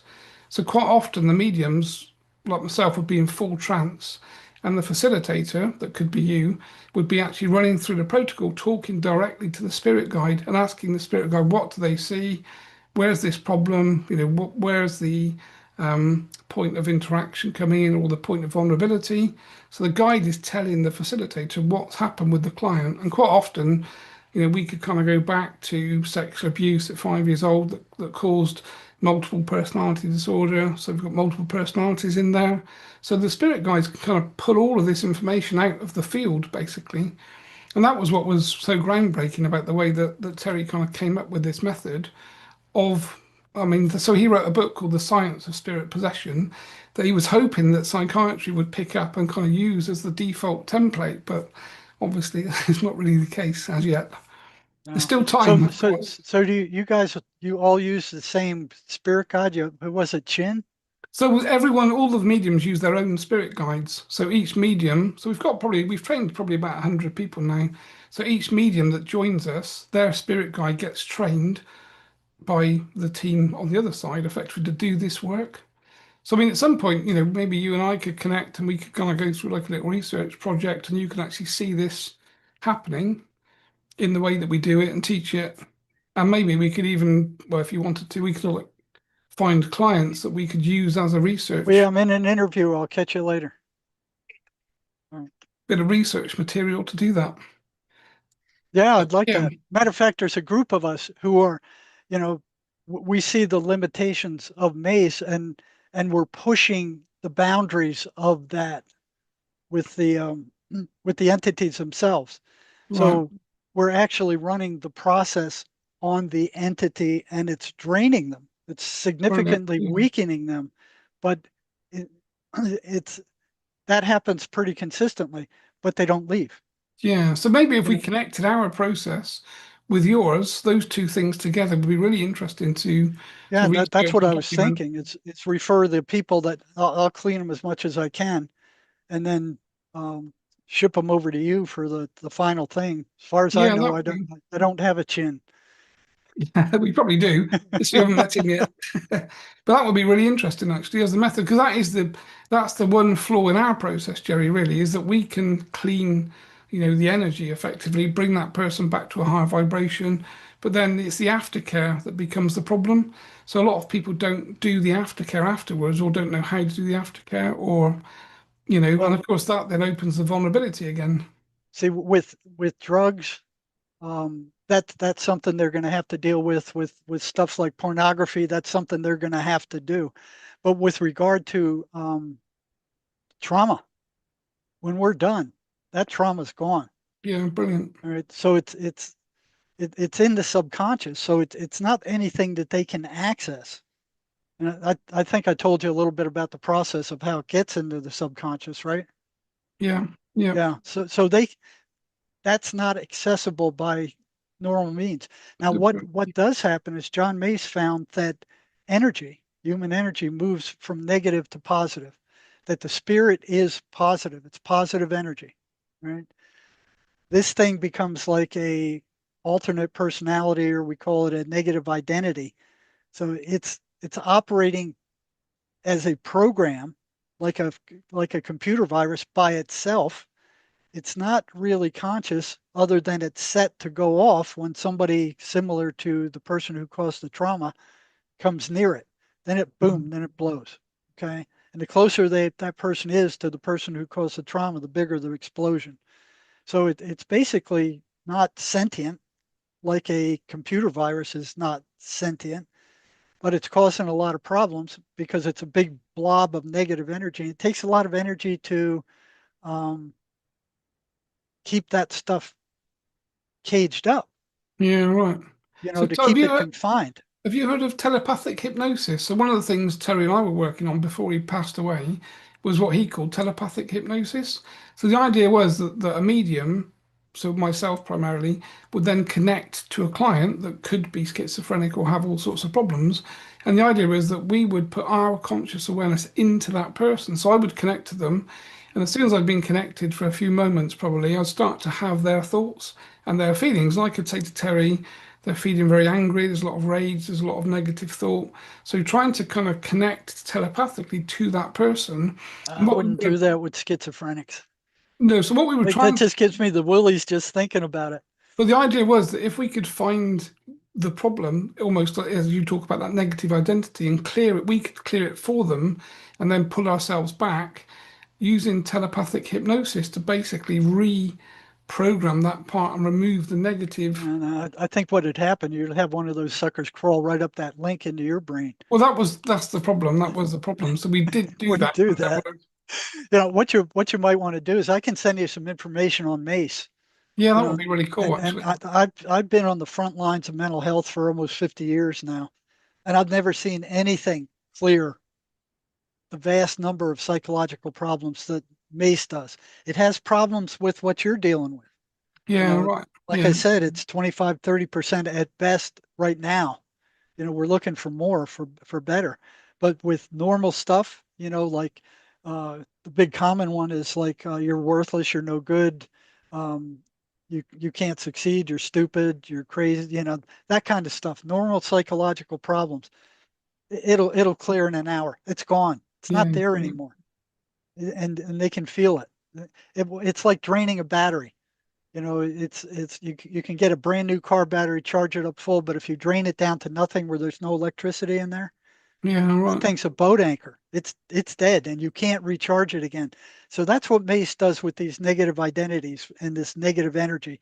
Goes in there, it connects it with spirit, and then it drains the spirit drains it and turns that energy into positive potential. So when we're done, the person feels a lot more energetic, Energetic. and you can see the expression on their face. It's like they're happy, they're energetic, they're like, I can't believe it. It's almost like magic to a lot of them. Yeah, But like I right. said, it doesn't do a real good job with schizophrenia. It'll clear Yeah, the negative identity, it'll clear the trauma, it'll clear the trauma really well, but and starve that thing pretty well, but it won't get rid of it. So yeah, maybe we ought yeah. to get together on this Yeah, and because effectively the spirit guide should be able to clear and remove the entities, and then that person would be then totally clear and energetically protected, which would be really interesting actually. And yeah, that was so the area of, it might clear that entity, but it probably wouldn't clear that negative identity because it's like a computer program. yeah, It's kind of like going, okay, we'll reboot the computer, but then it comes up with yeah, the same problem. the Yeah. same problem.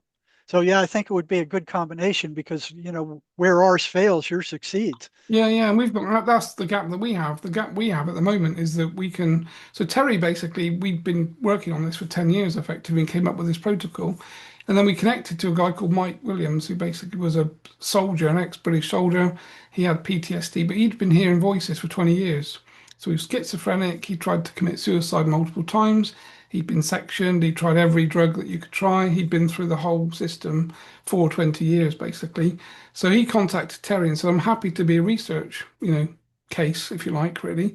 So Terry basically paid for him to come down to a kind of a weekend where we basically went through and we documented it. You can watch it on our YouTube channels and things.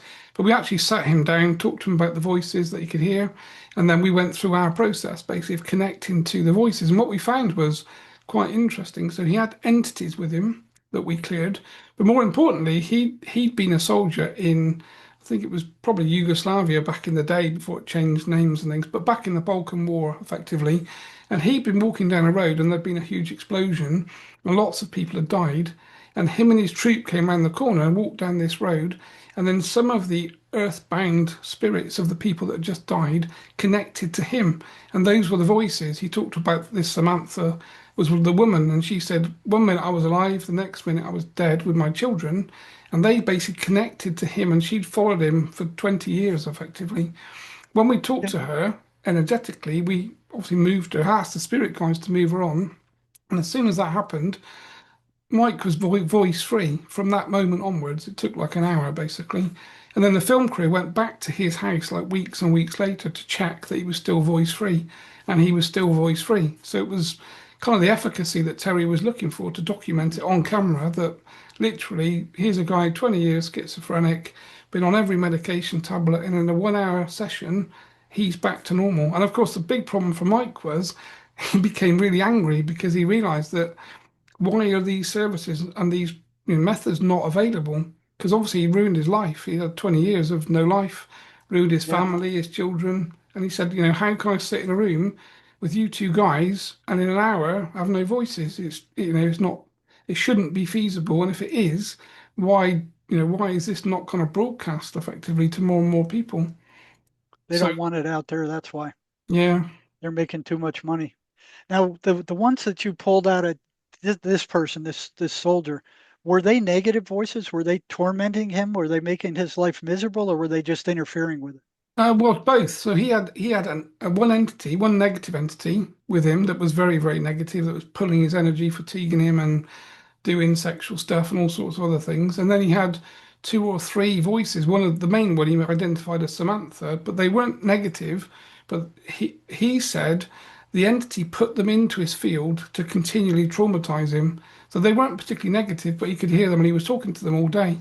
So they weren't really negative, but they said they couldn't leave. That this entity had basically pushed them into the field, Mm. and they were stuck effectively. I had one guy that was similar to that. This was a prisoner. He said he was. I asked him. I said, "When did the voices start?" And he said, "Well, I was riding my motorcycle down the road, and all of a sudden it happened." And I asked the entities. I said, there was one voice. I said, "Oh, how did you get into this fella?" And he said, "Well, I was riding my motorcycle on the highway, and I got hit and killed.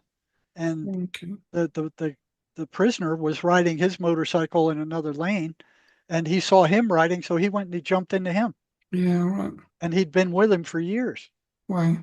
So it's a very similar story, actually, effectively, that the trauma and death of someone then leads to, because we were talking about kind of operating theatres and hospitals, you think the same thing's happening there, probably, that, Oh, it is. you know, In the emergency room, I had one yeah, patient. She was schizophrenic. She says, "I never saw so many negative spirits, no many in my life as I saw in that emergency room." yeah, which makes sense because obviously from our view of things, Terry used to say, if you're a negative entity and you're looking for negative energy to assimilate as your kind of food, then you would be in a hospital because that's where people are in fear, people are dying, people are in pain, people are in Yeah, trauma. So that's where you would go to feed effectively. So, we used to say hospitals should have a kind of spiritual cleanup crew on a daily yeah, yeah. basis, I protecting, agree. I figured protecting the agree. surgeons, protecting the staff, protecting the nurses. Yeah, the only place worst was the psych hospital and the prison. Yeah, The yeah, yeah, prison, the prison was taken over by these things. You could yeah. feel it as soon as you walked in there. It was like, oh, Well, that was interesting, really, because we were talking about, Terry and I were talking about doing a research project with prisoners in a prison, but we never got they to do won't it let you because, in. They no, won't let you in. Go ahead and try. I never, ever, in almost 50 years of working out, I never saw a real researcher on the front lines, yeah. ever. But They you would won't let think them they'd in. be in, they would think, you'd think now with sort of prison overcrowding and the problems of finance and money, they would be really interested for a research team to come in, free of charge, obviously, to do that research, you would think. And especially if it quietened down the prisoners and, brought them back to a less aggressive, anger-based state, effectively. Well, first of all, they wouldn't believe you if you told them. And second of all, then you got they want to make it look a lot worse than it really is. Like, oh, you're in danger. We can't take the risk. your civilians. Maybe you could sign a no harm contract or something. Say, okay, yeah, Mm. if I get beat up or something, I won't hold you liable. Maybe you could get away with it that way. Um, Yeah, some sort of NDA or something. Well, we have written to prisons, but we haven't really opened the door yet as such. So, but even there was a while where I was the volunteer coordinator for the prisons. Okay, and this group of fire breathing, um, rigid fundamentalist Christians ran the prison, and they didn't want anybody coming in there except them. They didn't want any Muslim preachers. They didn't want any, uh, you know, what is it, Hindus. They didn't want any Buddhists. They didn't want any Mormons. They didn't want anybody in there except fundamentalist Christian people. So when I started letting some of these other guys in to handle the other aspects of the population, they went and complained to the warden. fine. Said, "Oh, we don't want these people in there." And then they go, "Okay, you're no longer the volunteer coordinator." I went, "Okay, fine." Yeah, right. Because I mean, that's the thing. The way that we work, obviously, our work is remote as well, so we don't need to go into these places physically. We can actually have a prisoner identified as a research case that we could basically just connect to the energy, try to clear the field, try to clear the energetically, and then see what the kind of the feedback is effectively, which is well, in theory, that's the kind of great way that we're working. It doesn't have to be physical. All of the work that we do and the way that we work is completely remote. Where you might be able to do something similar to that is with probation. Talk to the probation officers. And it's the probation people, they're already in the community. They're Yeah, just right. they're Okay. just watching. Okay, Oh, so they that's got to good. check in with probation every once in a while to make sure they're not doing anything stupid. But that would probably be the best way to access. And a lot of those probationers are ex-prisoners, and a Yeah, lot of sure. them are some of them are schizophrenic. So go down to the probation office, and you know you have probation there. Yeah, we do. Yeah, yeah, same thing. Yeah, Okay, yeah, yeah, go down to the probation office. And I don't I don't know. I'd have a better chance of getting Mace in there than I think you do of getting psychic surgeon in there. That'd be good luck to you. But what you could do is get some of these testimonies, write to them and say, okay, hey, we got something that works here, yeah, you know, and send them the testimonies, or bring some people in there and talk to the probation supervisor personally, yeah. That would and be a really say, good way to do things. Actually, give basically a presentation about how we work and what we do, and obviously Terry's work. well, you probably want to like get some people to say, okay, uh, yeah, I'm bringing Joe Blow in with me, and I have a million others like him that I can bring in, but Yeah, I'm gonna let him tell you his story. yeah. Well, the thing Especially, is, we've actually got that on video. Obviously, the work we do with Mike is a video on YouTube that well, basically. they might do that, but they might go, oh yeah, they doctored it, Okay, yeah, because these correctional people aren't the most trusting in the world. and yeah, understandably, I guess, really. So you might to kind of make an appointment with one and say, hey, we got something that works. We're willing to uh, try it out free, to take a look at it, let you see it. Especially with Mace. Mace would work wonders for those Yeah, people. brilliant. Because have you found that, like, we've written to a lot of the same with PTSD, so a lot of the soldiers in the UK, we've written to every soldier-based charity, basically, Help for Heroes, all the big ones in the UK, to say we would like to offer our version of what we do as a research project to work with the most severe soldiers that would be interested to to get some help in the way that we do things. And every single time it's the same reply: we don't align with your work. You think we're Yep, offering to yep. do it for I, I, free. I ran into the same thing with the VA here. I talked to one of the head nurses over at the VA and said, hey, listen, I'll come in and I'll show you this works. Yeah, yeah. You know, yeah. No, no, it's But they let Reiki in there. oh yeah, yeah. Yeah, they let Reiki in, but Mace, what's Mace? I never heard of Mace. So, yeah, that's another Fruit Loop thing. But the thing is, You like you know, say, if you can actually prove, like Terry did the efficacy work of 1,000 cases that were documented, so we all have all of the data from the work to prove that, of 1,000 cases, the efficacy was like 80%. So it should be a case of just give us two soldiers, let us work with them. we'll do our stuff remotely. We don't even need to sit and speak to them, and they can tell you how they feel after these sessions. So Yeah, you'd and I think it would be a same. no-brainer, really. Yeah, same thing with Mace. Yeah. I tried the same thing. I said, listen, I'll let you watch it. I'll run it on you. You know, Yeah. and nothing. You know, so would you say your success rate is on the average person that comes to you? So yeah, Terry did. Well, from that 1,000 cases we did, Terry reckoned it was about 80%. So 80% of the Wow, that's people, pretty goddamn good. yeah, would say That's basically, much better than psychiatry. Much better. I mean, you just blow psychiatry out of the water. yeah. But we've You actually know got, what I can do is I can start bringing you around on interviews that I have, as a guest yeah, perfect. That'd be great, to kind actually. of spread the word that you're available, and maybe something will come through that. That would be great, Jerry. Actually, that's a perfect way to do things. I think it's just trying to find a door, isn't it? When we get a door Yeah, open, yeah, yeah. Trying to you find know, a door to get in there, yeah. you know. Because Um, ultimately, what we're trying to do is help the people with the problem, and it doesn't matter what we do, or what we say. If it works, it works, and that's where, well, that's the problem. It works. They yeah, don't want something that works. They're making $11 billion a year selling toxic drugs that are poisoning people and dulling them down and not curing anything. They don't want anything that works. yeah. I don't think you're going to get through to the psychiatry or psychology in my lifetime. No, we're I'm sort of blasting doing, every single interview I do. I'm blasting the hell out of them, yeah. revealing the truth. And it's like, But then I guess it, it probably worked the other way because when the people with the problem hear about these alternative, choices, then when they try the alternative choices and they work and they're positive, then they promote them back through that their that's own network. that's what I'm looking at. It has to be a grassroots thing. Yeah, It's yeah, not going to come through psychiatry. It's not going to come through psychology.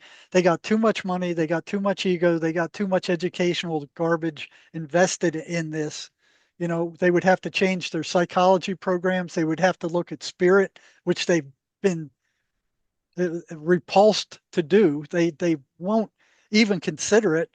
And what was it? 4, 5, 6, 8 years of higher education, all the way up to the PhD program. Not once did they mention spirit. which is weird, isn't Not it? Because once. you've got like the church and religion talks about spirit, and everyone's religious or aligned with a religion. So it's almost like society schizophrenic. Because on one hand, Wait, people will pray to a God they don't know and can't see, but then they won't align with a spirit that does other things or could do other things, and yeah, that animates us as well, of course. you're right. It's a split right down the middle. It's like church and state. Yeah, You don't mix those two. It's like you don't mix psychology and psychiatry with any kind of spiritual healing. I mean, it's just the way things are set up. I think the only way it's really going to come about is, by the general population waking up yeah, and one person saying, "Hey, I went here and it helped. I'm free of this stuff." yeah. So I think we're going to have to do it that way through the masses and let them see Well, that's until what our model is. I mean, that was Terry's dream really, was to train practitioners to do the work and just get as many people trained doing the work in every country across the world, which we're doing basically. And those people will obviously define the change because they work with people that've got problems, resolve the problems, and then of course, word of mouth will be the kind of method to disseminate the information, really, I think is the way that we're looking to do things. and YouTube videos. Yeah. Do you guys have a YouTube channel? Yes, we've got YouTube, Facebook. So we're very active on TikTok and we're creating reels that talk about and show, the efficacy of what we do. And there's quite a few reels we've dropped in to show the work we do with Mike. Mike talking about I'm voice free after 20 years. So we're making lots of reels and shorts that we're pushing out on all channels basically to try to get the information out to the general public that there is another way. And of course it's very, very cheap because, Yeah, compared to psychiatry. yeah, yeah. A session with one of our practitioners is like $150 on average. And if you're then voice free for $150, it's a Yeah, you no-brainer. can't beat that.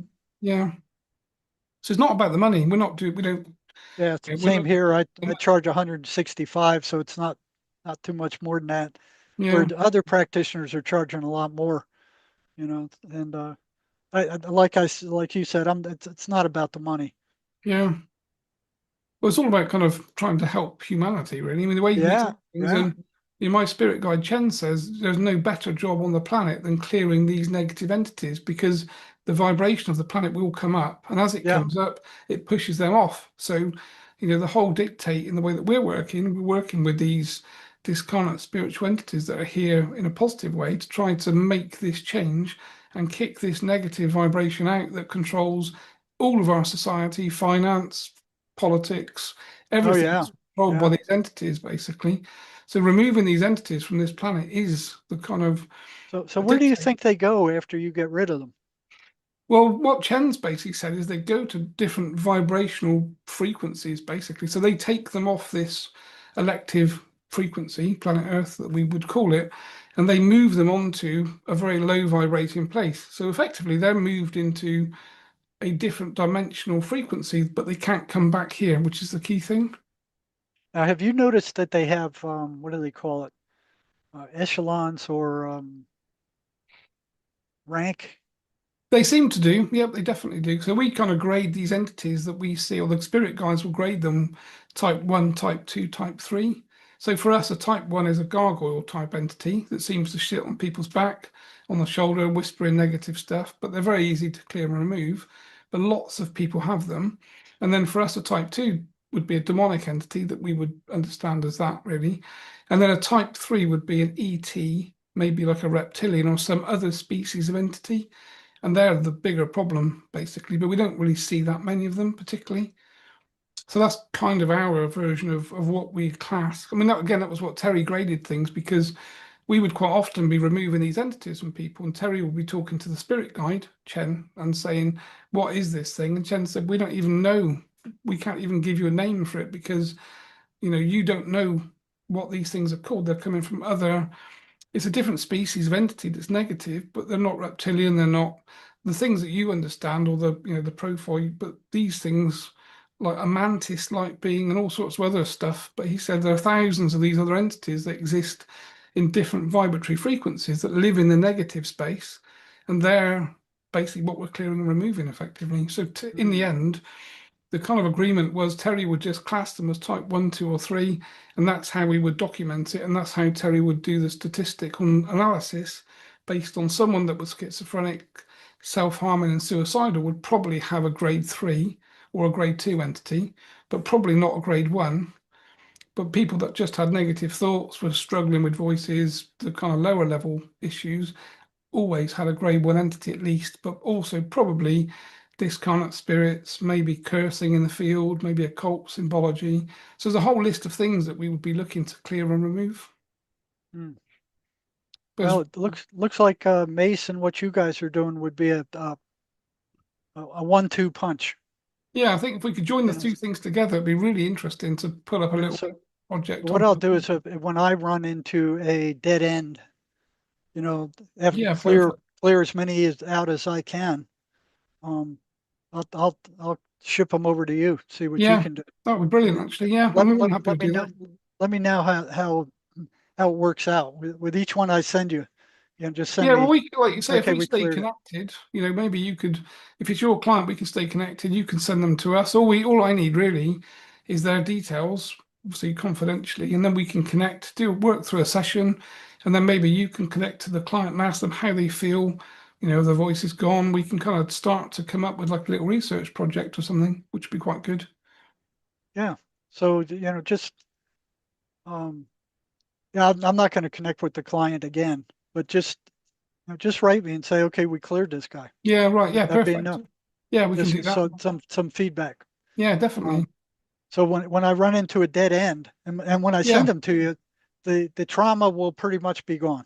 perfect. The, Yeah, the that'd be voice brilliant. the voice would be weak, because we beat the crap out of it, but it would not be gone. And I'll refer them to you, and you Yeah, fabulous.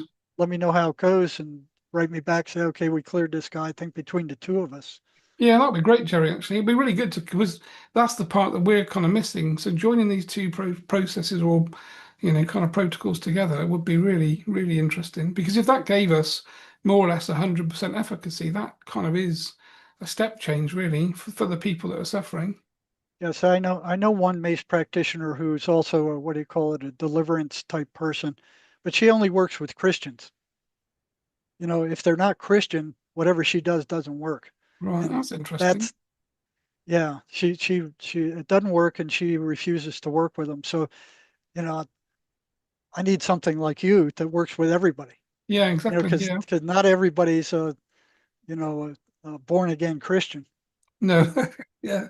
Well, this is the thing, isn't it? I mean, from our perspective, it's just the energetic field, isn't it? We're all humans, so we have our field, and the guides can go in, see the problem, and clear it. So it should be as simple as that, really, from our perspective. Yeah, and from our point, it's easy enough to get rid of these negative identities Yeah, and brilliant. that all that negative programming, which is a totally different area than what you're doing. Yeah, exactly. Yeah, it's You know, something we haven't yeah, even looked at all, to be honest. yeah, you can't get rid of the stuff that I'm getting rid of by doing what you're doing because it's programmed. Yeah, It's not an entity; it's a program. maybe So, that's why Lorna connected us together. She obviously could see both sides of that picture, maybe. well, maybe I remember her writing me, and I'm like, "Who's Andy Porter?"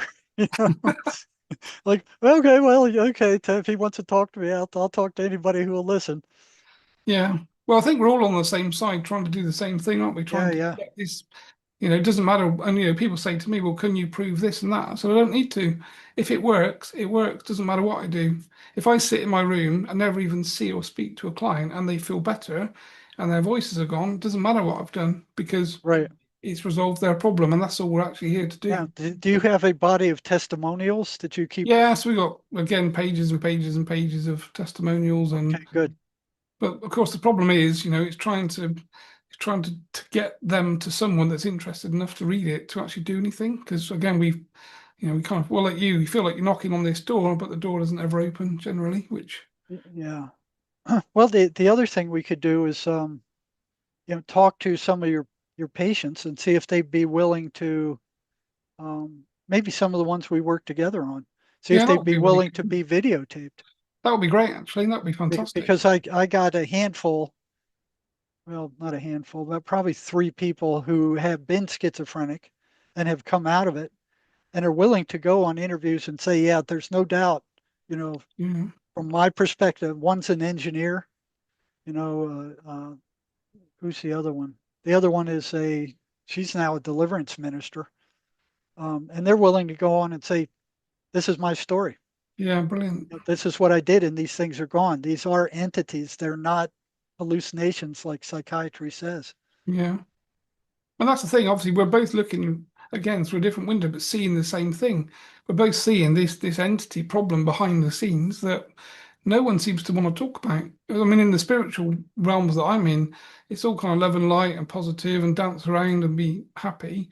When we Yeah. start talking negative entities and demonic entities, everyone just runs away and nobody wants to Yeah. talk about Same it. thing with the churches. They'll talk about God and Jesus and all that kind of stuff for till the tide goes out, but they don't want to talk about negative entities, and it's not Jesus and God that are causing these problems. Yeah, yeah, You exactly. know? But I think as soon as we start realizing that, these entities are behind everything, all of the negative stuff in our societies, politics, money, finance, everything has Yeah. this other layer that we don't see, basically. And if we all kind of understand that, then that brings them into the front line effectively. Then we can deal with them. But I kind of feel like there is change happening. I think more people are talking about it. When obviously I got introduced to you through Lorna, it was like, wow, Jerry's on the same page, a different book, but the same page, and we're doing the same things. So we need to kind of push that information Matter of out. fact, they're two different pieces. Yeah, We're trying to move into the area where you're at, but none of us that I know have a Chang or a Chin or whoever you got. yeah, right. Yeah, Chen. Chan. Yeah, yeah, perfect. That's good. All right, let's see what we can come up with. Yeah, definitely. Uh, Yeah, keep and connected. what I'll do is I'll contact. There's one gal I do a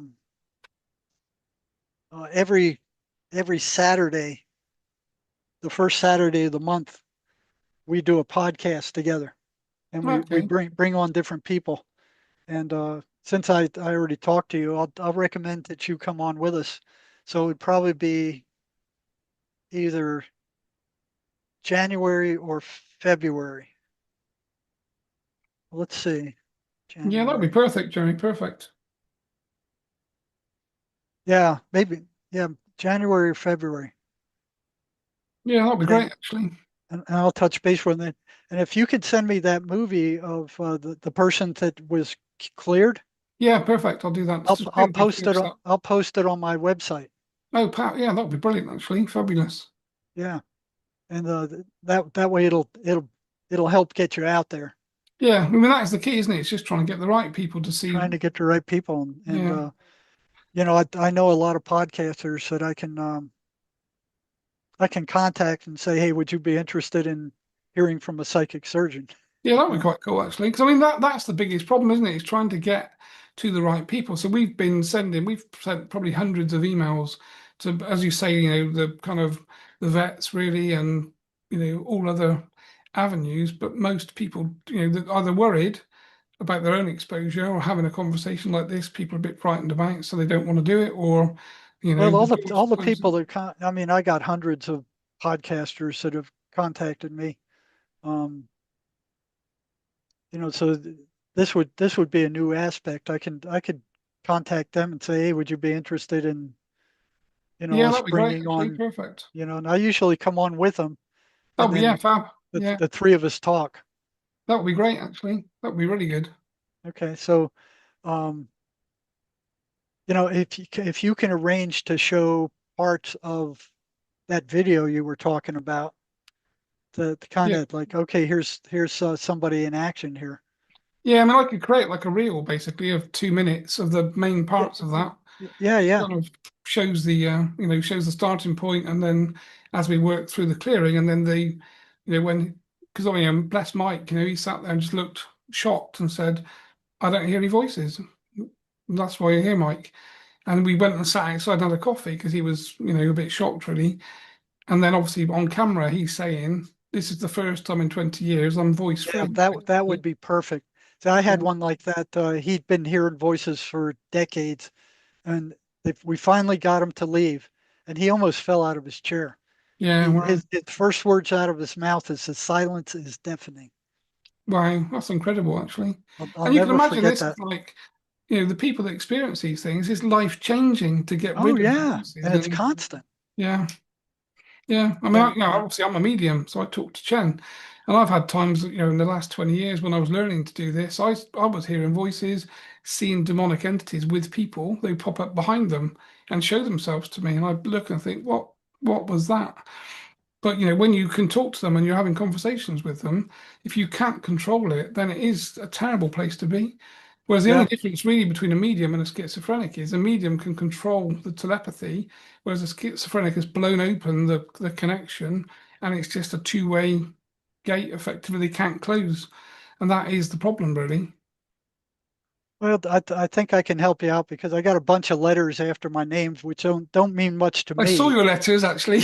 Yeah, but they mean something to other people. But to me, they're virtually, other than giving me the door, Yeah, right. because Yeah, for some reason, having a bunch of letters after your name means, oh yeah, this guy knows what he's doing. And I know so many people that have letters after their names that don't know crap. yeah.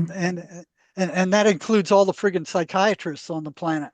Yeah, well, that was part of the reason that Terry Palmer, or Terence Palmer, got a PhD. He said, if I've got a PhD, I can talk to them at their level. I can talk to academics and academia, and they'll need to listen to me. But they obviously didn't because they didn't like the conversation. But that was the whole reason he did a PhD, was because he thought it would open the door for him to be able to have a kind of, intellectual conversation with academics about spirit possession. But I never went that route. I always went, this has got to be a ground movement yeah, because these morons aren't going to listen to anything. Psychiatry isn't going to wake up in my lifetime.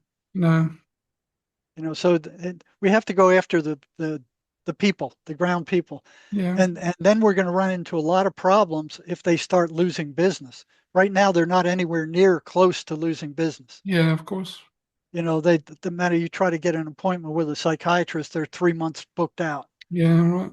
So they're not going to be worried about guys like us talking about this crazy stuff. They'll just go there, bunch of fruitcakes, and Yeah, they can book another appointment.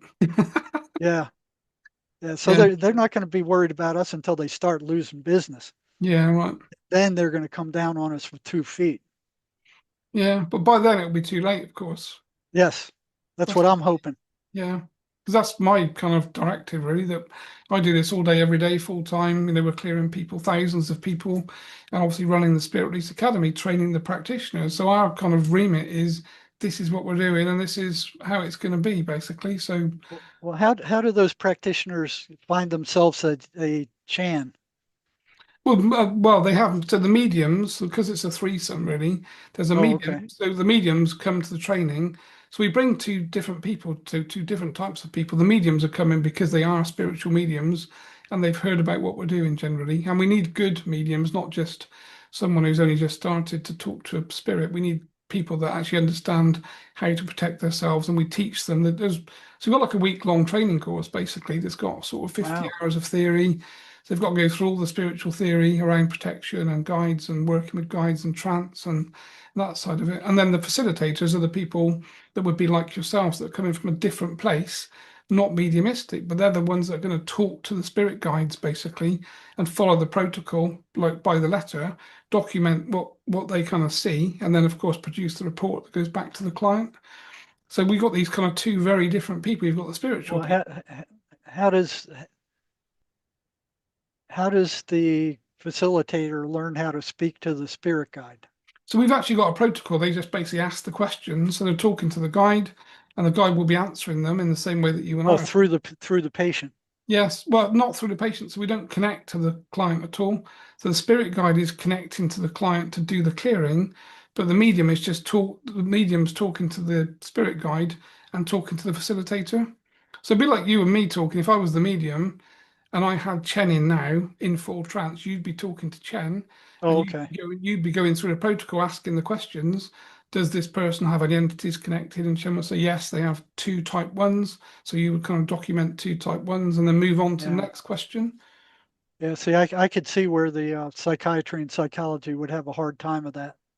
Yeah, like I'm sure they could. But then if you actually look at the efficacy of the work, that this is the bit that we need to float effectively, that it Well, works. So yeah, it works, but like Simon and Garfunkel says, a man sees what he wants to see and disregards the rest. yeah, exactly. And that's kind of, that was Terry's problem. Terry spent 10 years trying to educate UK psychiatry. He went around the world giving presentations to psychiatrists. Beating his head against the rocks.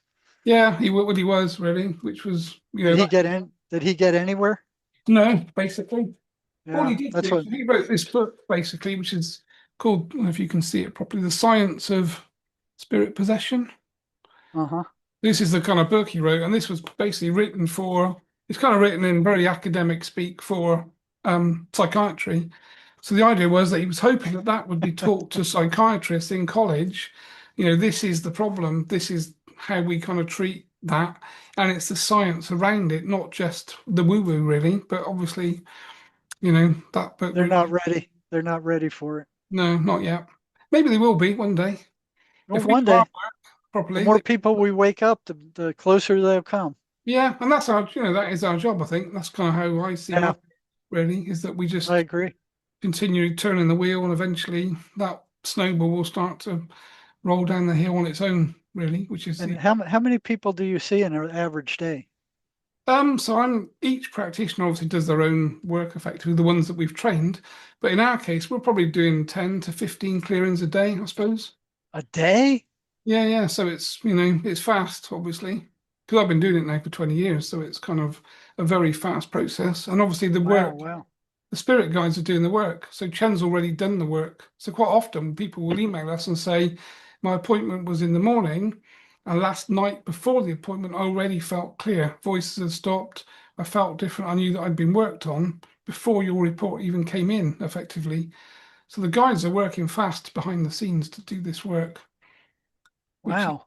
yeah, there's a lot going on really from that perspective, and also trying to obviously train people. There's a lot of appetite now because we're pushing things out on social media. There's an awful lot of money being spent behind the scenes to advertise the work that we're doing and how people can do this, and the right sorts of people that are being kind of drawn to us really from a kind of Spirit Release Academy Yeah, I'm perspective. running the same thing. I'm getting a lot of people that are contacting me and asking, well, how do I become a MACE practitioner? Brilliant. That's yeah, It's this last 2 months has been like constant. yeah, I fantastic. think I must have referred 15, 20 people to training. Yeah, right. How long does the training take? Is that like a week? It takes a lot longer than with yours. Yeah, right. They have a big thing to um, all these manuals and stuff you have to read. Um, I'd say usually it takes about 6 months, Yeah, okay. Yeah.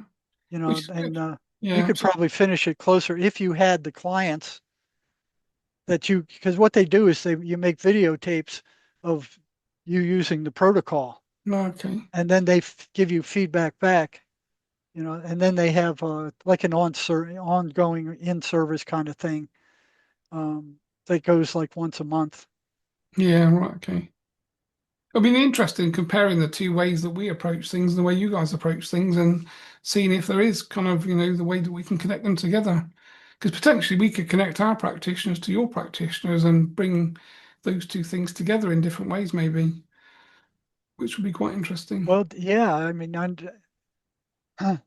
what what what the chief trainer for Mace says is that all of these things are negative identities. You know, all of them are the program. I don't Yeah, believe that. And I yeah, told her, I said, you're never going to convince me of that. yeah, right. So what I did is I sent her a couple of schizophrenics, and I said, "You think these are negative identities here? Deal with Yeah, these couple of guys, and let me know how you do." She yeah, didn't do well, no. I so think, it, uh, it what you're saying has to be done. That negative identity, the trauma stuff, has to be cleared. Otherwise, they will keep feeding on it. yeah, yeah, And once we clear it, it's permanently gone. It's not there anymore. Like I said, it's like draining a battery. It's not yeah, going to come back. That food is no longer there for them to feed. yeah. I mean, it's, So it's like that. That's the groundwork that has to be done before we turn them over to you. yeah, that'd be really cool. Brilliant, actually. Be fascinating to actually, document those cases and move that forward. And we'll see if we can't figure out a way to do that. Yeah, definitely. Um, I mean, it should be very easy, really, because like you say, all I need from your perspective is literally your client details. We'll do the remote session. I'll just reply to you and say, this is what we found, and we're done. So that can be done very quickly. oh, you can do this remotely? Yeah, yeah. So you don't need, because the spirit guide's going to connect to the client's energetic field. So we're not involved in that process at all. So all of this And is remote the way that we work, which kind of what kind of information would you need about the client so to we do that? generally we only need that. I mean, when I used to work with Terry, he just used to give me a case number. So like case number 451 in his kind of log would be the name of because his Well, spirit would you guides need their name, their address? Well, just their name probably, because again, the spirit guides are going to find the energetic connection and connect to that person behind the scenes. So they don't really need anything particularly. And that when we did the work with Terry, he didn't even provide the sex. It was just case number 451. So we would connect to the person and then basically detail what we found. But we wouldn't know if it was a male or female or child or teenager. Like no information at all, basically. But now, you're relying on the spirit guide to find the connection and connect to the right person. now, do you have any problems uh, collecting for something like that? Because I could refer the guy to you, and you do the thing disappears, and he goes, "Well, it disappeared anyway. I'm not going to pay this guy." We don't really know. Generally, most people are so happy that in I know fact, I ran into the same thing. I've only got one person that beat me in 4 years. yeah, right. Yeah. I mean, most people, again, have lived in such a negative way that they're over the moon. They wake up feeling better, the mind's clear, they're energetic. Because again, these things are siphoning energy. So everyone feels ill and tired and fatigued all the time. So when they wake up and they feel like they're full of energy, they've got clarity of mind, the thought process is better, and the voices are gone. Generally, a lot of people have said to us, we'd pay you thousands of dollars if you Hmm. charge that. And And there's somebody in oh, where are they? They do charge a whole hell of a lot more than that. It's another kind of thing that does these things, and she's backed up for for months, 6 months she's backed up. Yeah, right. I mean, that was the whole point of the way that we were trying to find this method to be fast, because Terry said, thousands of people need help. So if we're going to sit in a room with someone for an hour, there's a geographical limitation because, of course, you can't see the clients in different countries. And, of course, each one client per hour. But if the spirit guides are able to do the clearing very quickly, which they should be able to, then we should be able to do 10 clients an hour in theory, because we're not doing the work. The guides are doing the work. That's the key differential, really. So we're just the admin people, really, that write the report and send off the documented part of the session, but the actual work is happening not in our timeline, effectively. Okay, so what I could tell him, I'm referring you to this guy. He'll be charging you 150. Pay him if it works. Yeah, or we'll just do it for, I would be happy to do it for free as a research project and say there is no charge, but you give us the feedback, basically, Yeah, which would be yeah, good. we could do that. Yeah, They give him the feedback, but yeah, probably be better if we said if you did at least a voice recording or a video. yeah, we could do that actually. I mean, there's not a lot to see because obviously I'd be talking to Chen, so he'd be just telling me what he's found effectively. But we could, Yeah, yeah, we I don't. Yeah, I don't know about that. Well, what you could do is have the client verify the results. that's the key, really, is to get the feedback off the client to Get the say, feedback off the client. Say, I've been hearing voices for 20 years. I've yeah, gone through this. And like I said, I'll be referring you MACE people that I've cleared. yeah, brilliant. And then say, okay, this guy will, uh, he'll see you for 150 bucks. He'll get rid of these things, or he'll see you for free if you'd be willing to do a video. Yeah, that'd be fantastic, actually. I think the video would be more powerful than It the would be money, more really, from my powerful. perspective. And some of them might be willing to do the video, but they wouldn't want to be seen because there's a stigma to this. Yeah, I of mean, course. And there's a big stigma. that is the thing, really. I mean, obviously, we've got a few videos where we sort of blur people's faces Yeah, effectively. yeah. So just you can hear them speaking, but you can't quite see the face, which Okay, is the other good. way to do things.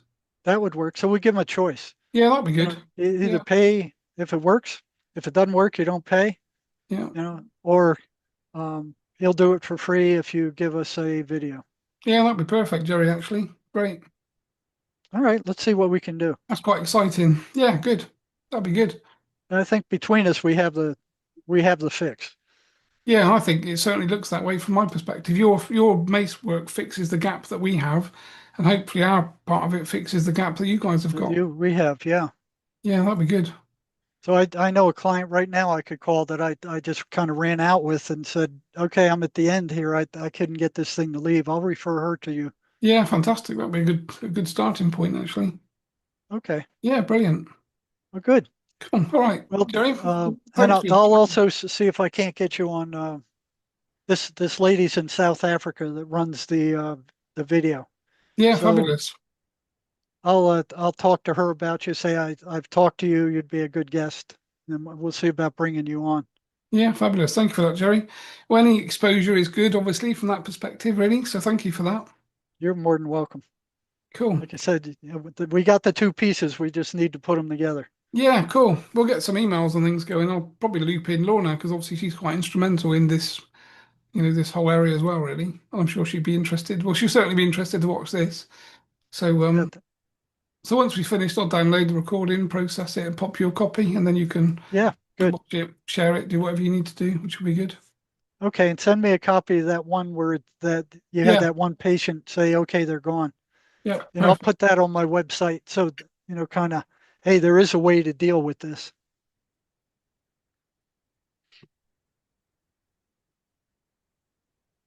Okay, perfect. That's on my post-it. Okay. Yeah, I got a Oh, bunch of desk of those over here post-it. too. I got them all over the place here. They're surrounding me.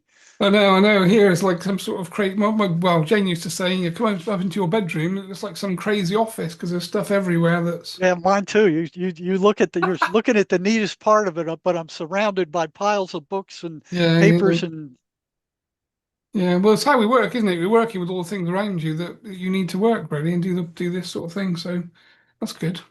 Right, Joey, you take care. Have a good okay, rest of your day. you too. I'll All catch right. you soon. Take care over there. Don't Cheers, don't mate. get killed in the riots. I'll try not to. All righty. Take care of yourself. Bye, mate. Bye bye.